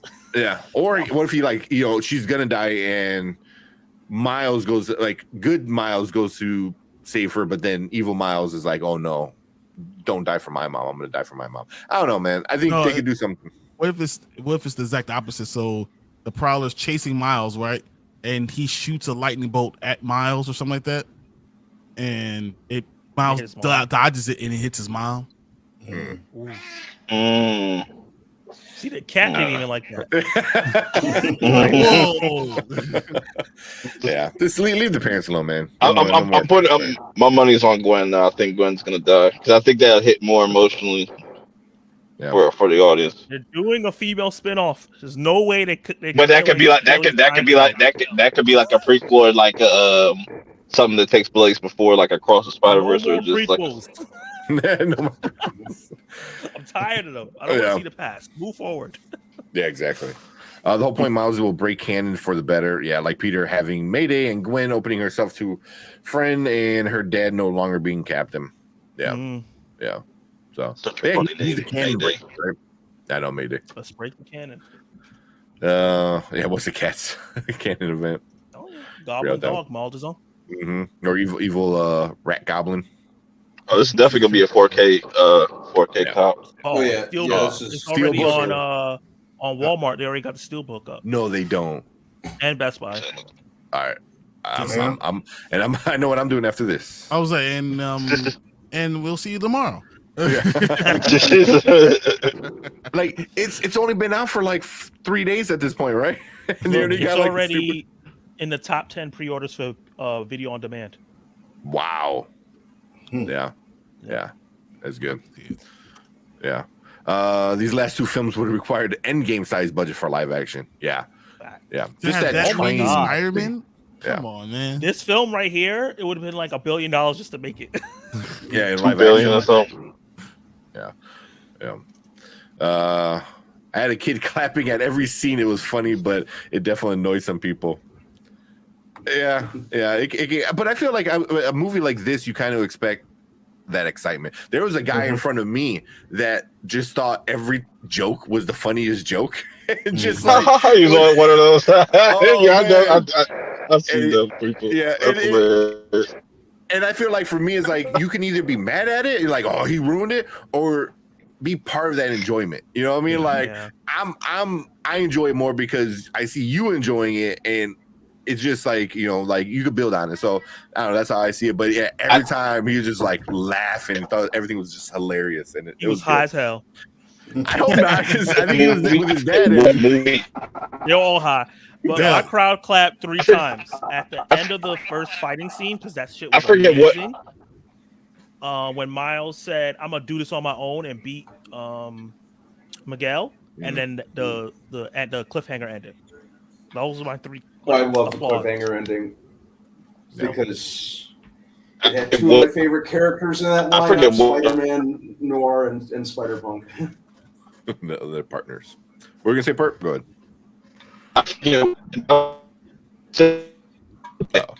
Just having full-on conversations. The whole goddamn StreamYard is trash, man. We're breaking up, man. All right. But now I was saying, am I good now? Yeah, you're good right now. You sound like Daft Punk a little bit still. He just like that. For real? Hold on.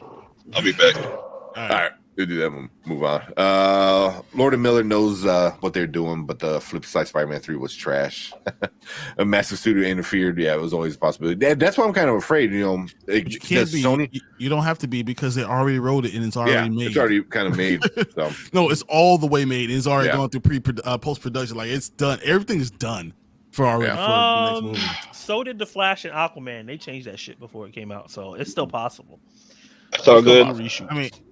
Yeah, go ahead, man. I hope 100% good. Yeah, now you're good. I was saying, I forget what movie I was going to, and like a couple next to me, they were just having full conversations the whole fucking movie. That shit was so annoying. It was nasty. Yeah, when you're doing that, I probably would have turned and been like, "What are you doing in the theater?" Mm-hmm. You know.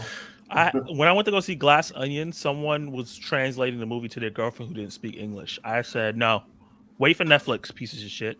You know, It's coming out on Netflix a couple weeks. Why did you do this? Yeah. Wait, what language were they translating to? I think it was Italian or something like that. I don't know. It wasn't Yeah. Spanish, so it must have been Italian. Yeah. What the hell you bring her I in? kept It, hearing like, it, and I was like, "Is that the movie?" And I was like, I looked back, and I was like, "Oh hell no!" Yeah.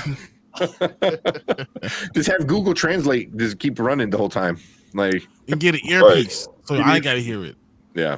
Mhm. Yeah. That's unnecessary. The whole conversation is like, nah. You know, when people get happy and get excited and get stuff like that, like I'm cool with that. You know, like Minions, when we had all the kids in suits, and every time there's a fart joke, they just lost their minds. Like it was funny. It was funny. Yeah. I enjoyed it. Like it didn't ruin the movie or anything. But It makes the movie somebody- more fun. yeah, somebody having a conversation like, nah, go get out of here, man. Man, the stranger Answer that your was sitting next to me phone. that was afraid made that movie fun. He was high as hell, and he was just dying laughing. Yeah, I definitely had one of those in my showings of that movie too.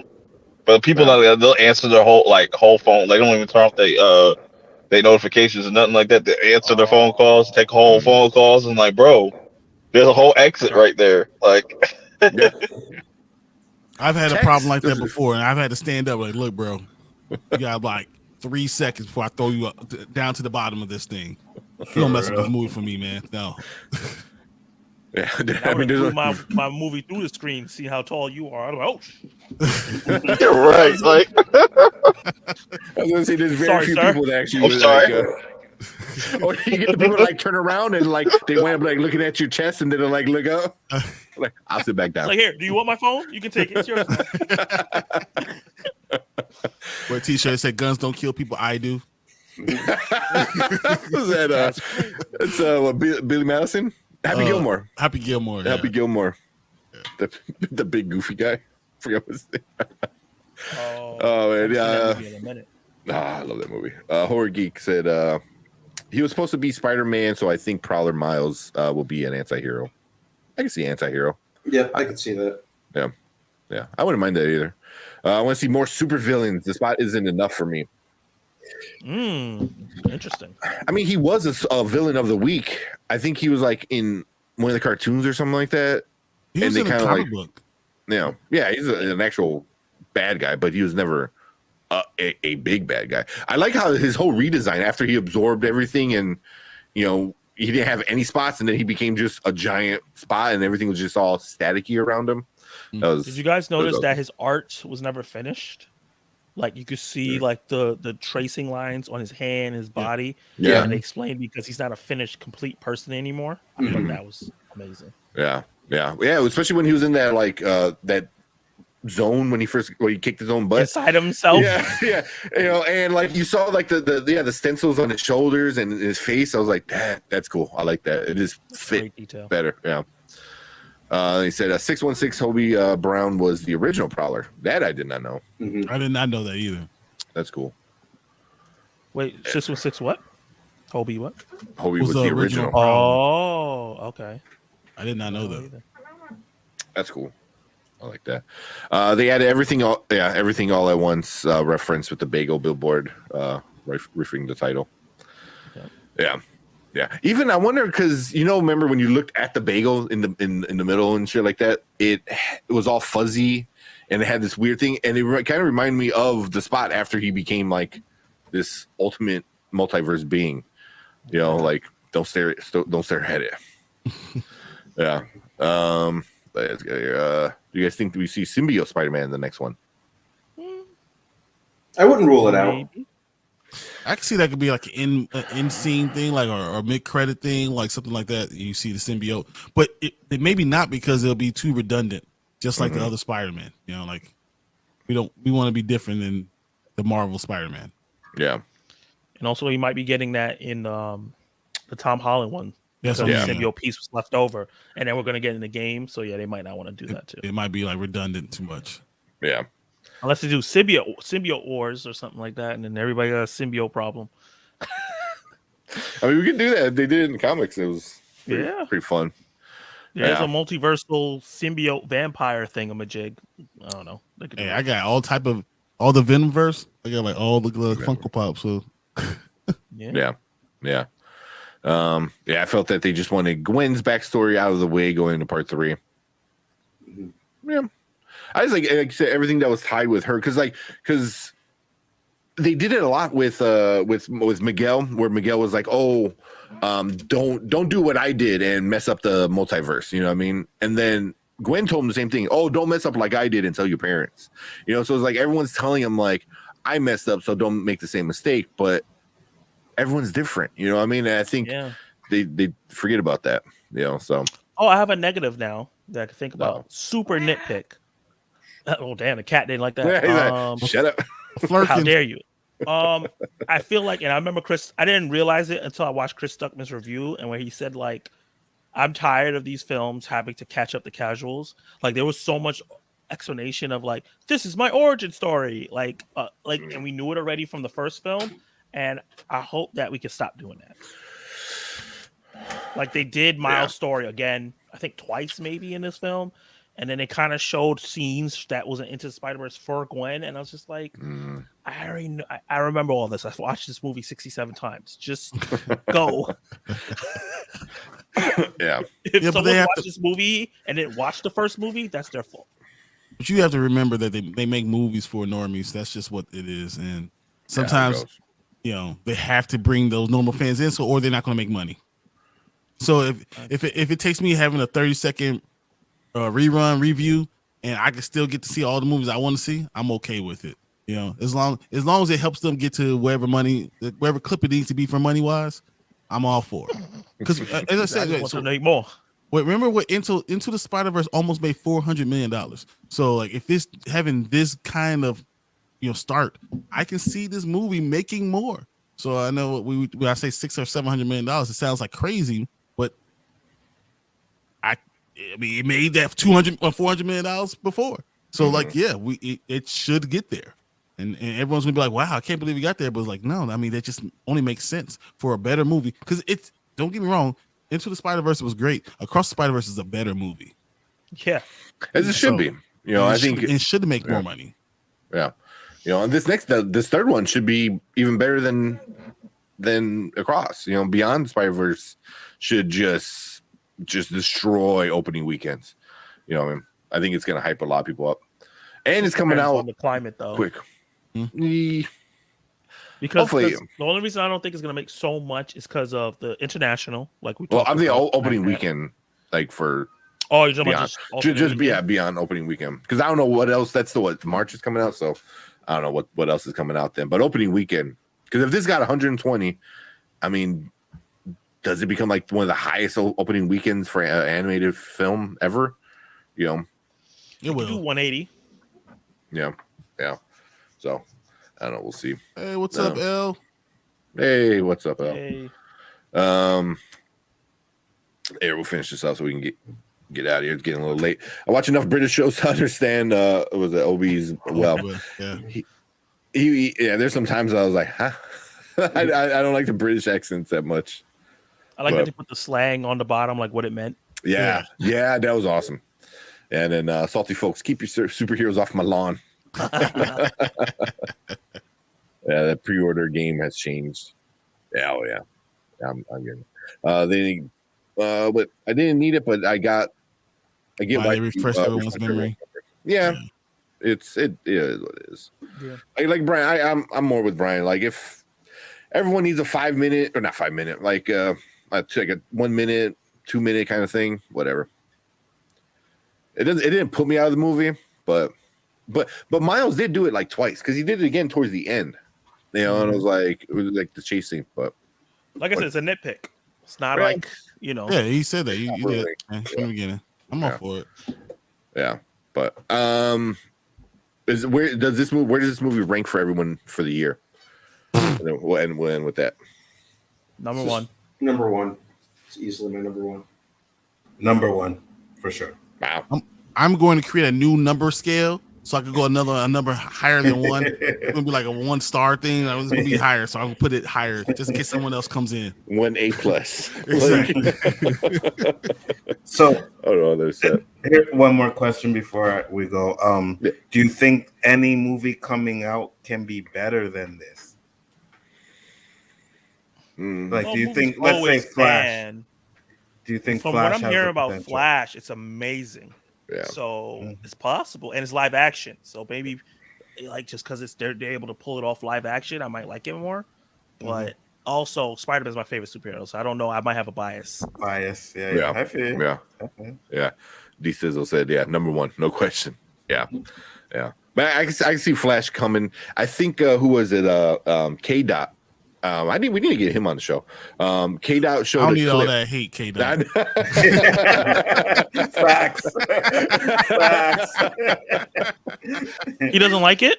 He hates Marvel so much. Yeah, he's hilarious. I think the first time I ever was in Chill Stream was him and K Dot, and they were talking about something. And then I was just like, me and K-Dot, I was in chat, and K-Dot was like, hold on. So it was just like a back and forth. And I'm like, it was fun. I didn't hate it or anything, but like, oh, man. I like arguing with people. That's just one of my things I like to do. Yeah. And K-Dot would be, if you bring him in for a DC movie, and then we can really have a good argument. No. I'll tell you what you do. You bring him and Nerd Man in at the same time. And you guys my God. have a great time. Yeah, just have a great time. Nerd Man also hates stuff.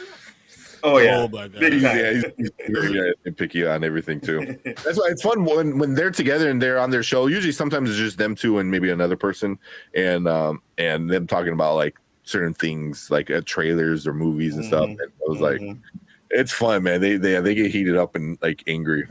So yeah, but it's fun times. But I think K-Dot showed a clip of something, and he said like, "Oh, I'm glad they fixed his running." And I'm like, "Wait a minute!" And I looked, and I'm like, "Oh, he's not running like somebody who never knew how to run. Like he's actually like, and it looks so much better. It's more like he's skating, but it's like he's skating. Yeah. But yeah, it just looked better. Yeah. So, but to answer your question, I honestly believe that the Flash will make more money. I don't know if it'll be a better movie, but I really do believe it makes way more money. I agree. It might make $350 million that first weekend. Something ridiculous, some ridiculous number the first weekend. Well, right now it's tracking for a $70 million domestic opening, so I don't know if it's going to be as big as we think it's going to be. That'd be interesting. I mean, Tank and Brandon know $40 million. Tank and Brandon know I've been saying for a long time, follow the money, and if they make a lot of money, Ezra's not going anywhere. Facts. Muschietti already said he ain't going nowhere, even if they don't make any money. He said if they make a second one sequel, he's going to stay. He's going to be in the second one. But I'm telling you, if it makes a lot of money, he's going to be there, man. And everyone's going. All this people are going to be pissed off. So I saw John Campy and a few other articles. Number 2's already written. Yeah, I heard that. Already written. It's ready to go, which kind of gets me scared. But supposedly James Gunn is hiring the director to do the Batman movie. Yeah, the Brave and the Bold. Which is nice because they're like, hey, no, you're not going to worry about Flash because I'm going to bring you in and you're going to worry about Batman. Yeah. So. Yeah, because you can't do both. You can. Yeah, I'm saying he can. I'm saying he can, and it just could be Elseworld, and they'll still. And if it makes $1 billion, he's going to be there again, and I'm gonna be sitting there like this the whole time. Like I told you guys, this is what it is. Because does it even need to make $1 billion? No, I say it will make $1 billion if it does. He's saying it will. I don't know. I think it'll be profitable at like 500 million. I mean, it doesn't matter. The budget is 330 million. Holy wow! Shit. And that was just Michael Keaton. That's why you got somebody you never heard of for Supergirl. Exactly. Although I heard she crushes it, so I heard good things about her. I heard that she crushes it too.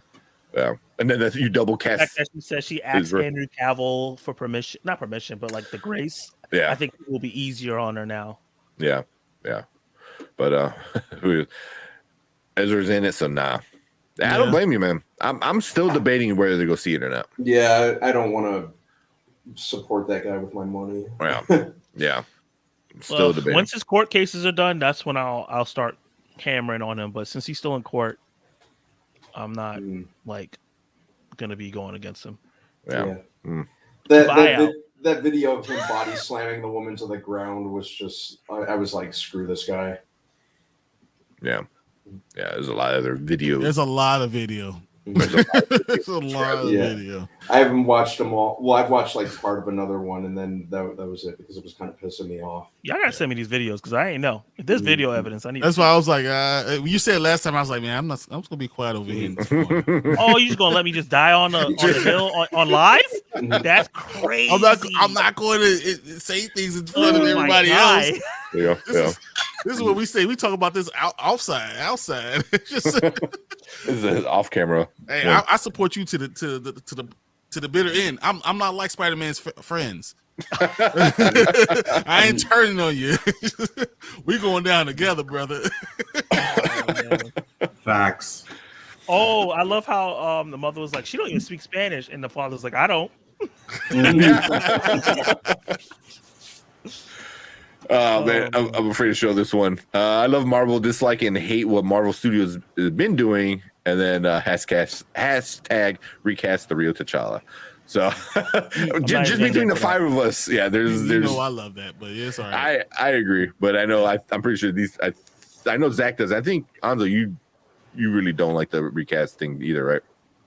No, I didn't like it. I thought they did it the way it should have been done.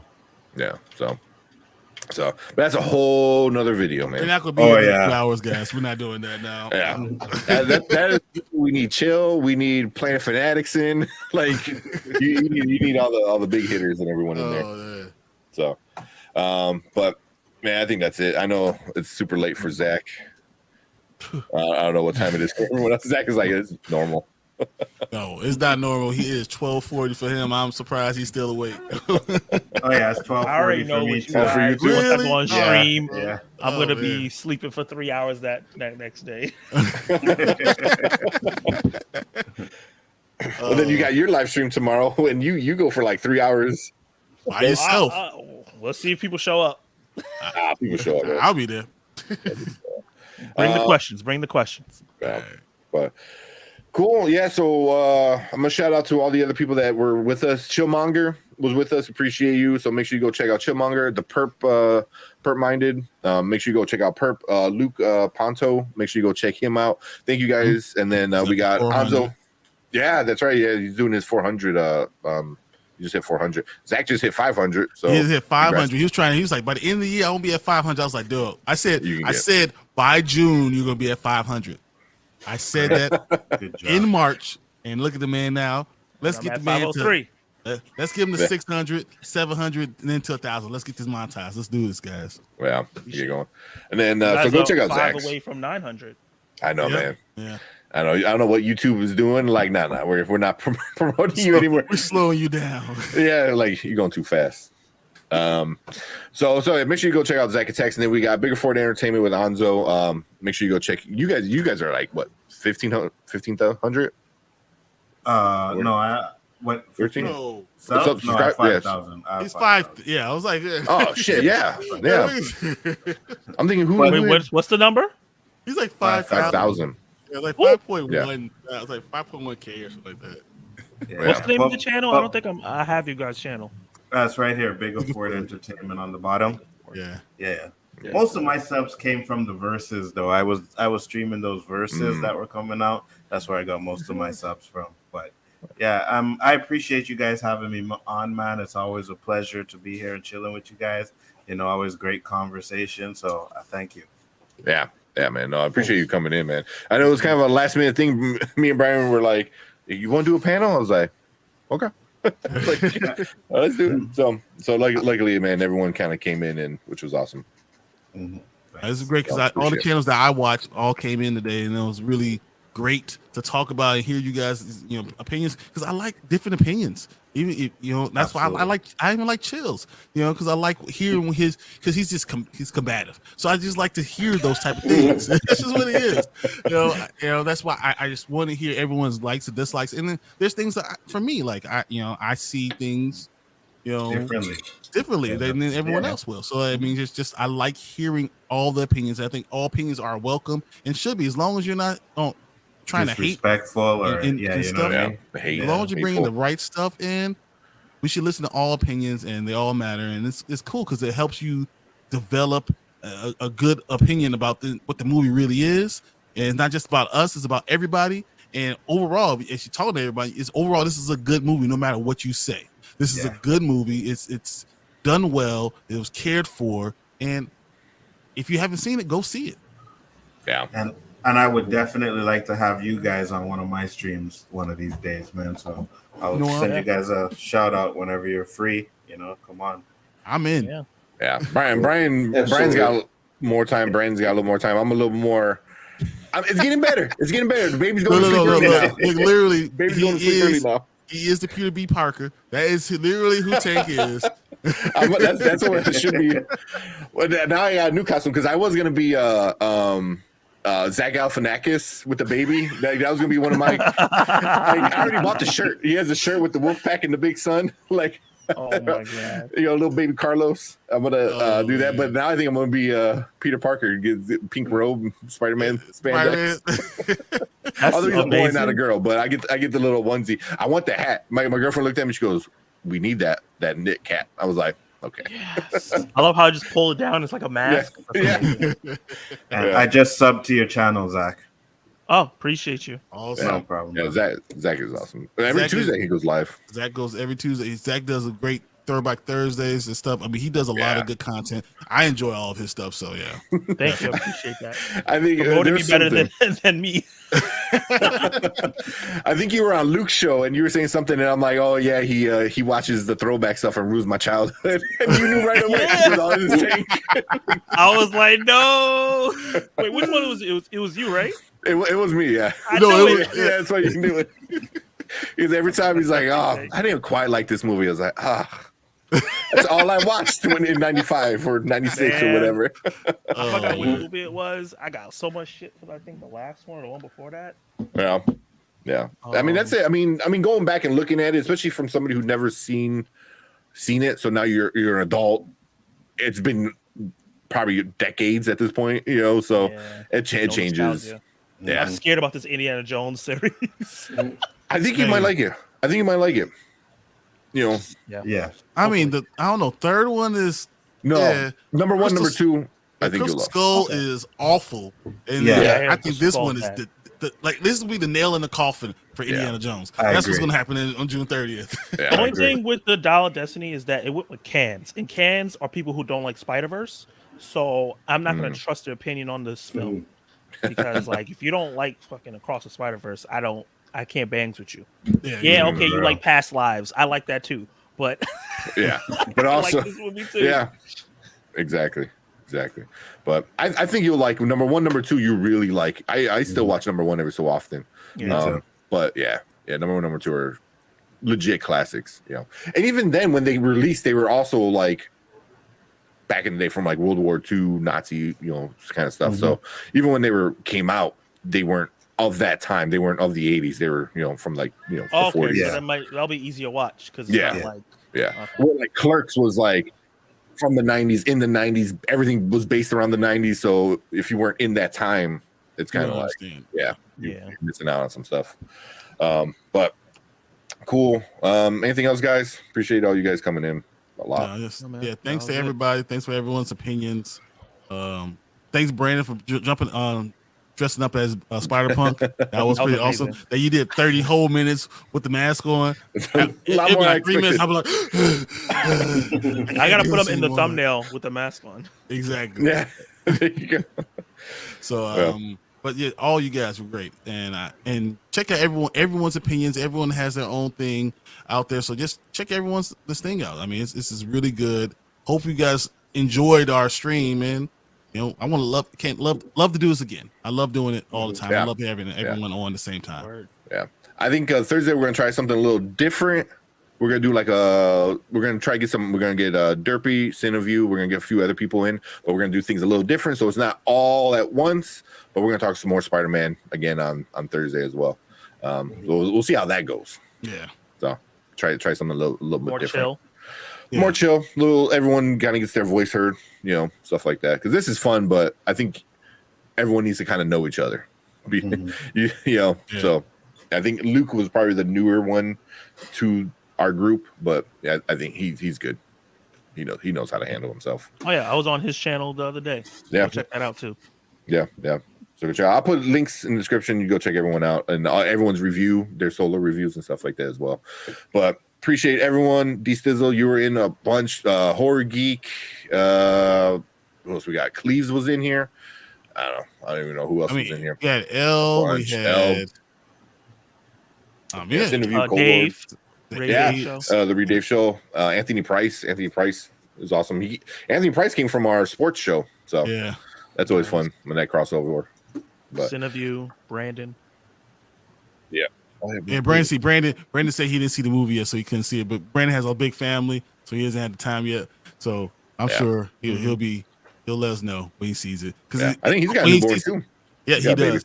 He comes in, he'll come in, he'll be like, "Hey, it was the greatest movie of all time." Like we saw 3 weeks ago. Sorry. I can't wait to see the Cult Lords review because their Guardians review is very interesting. I wonder if they do it upside down.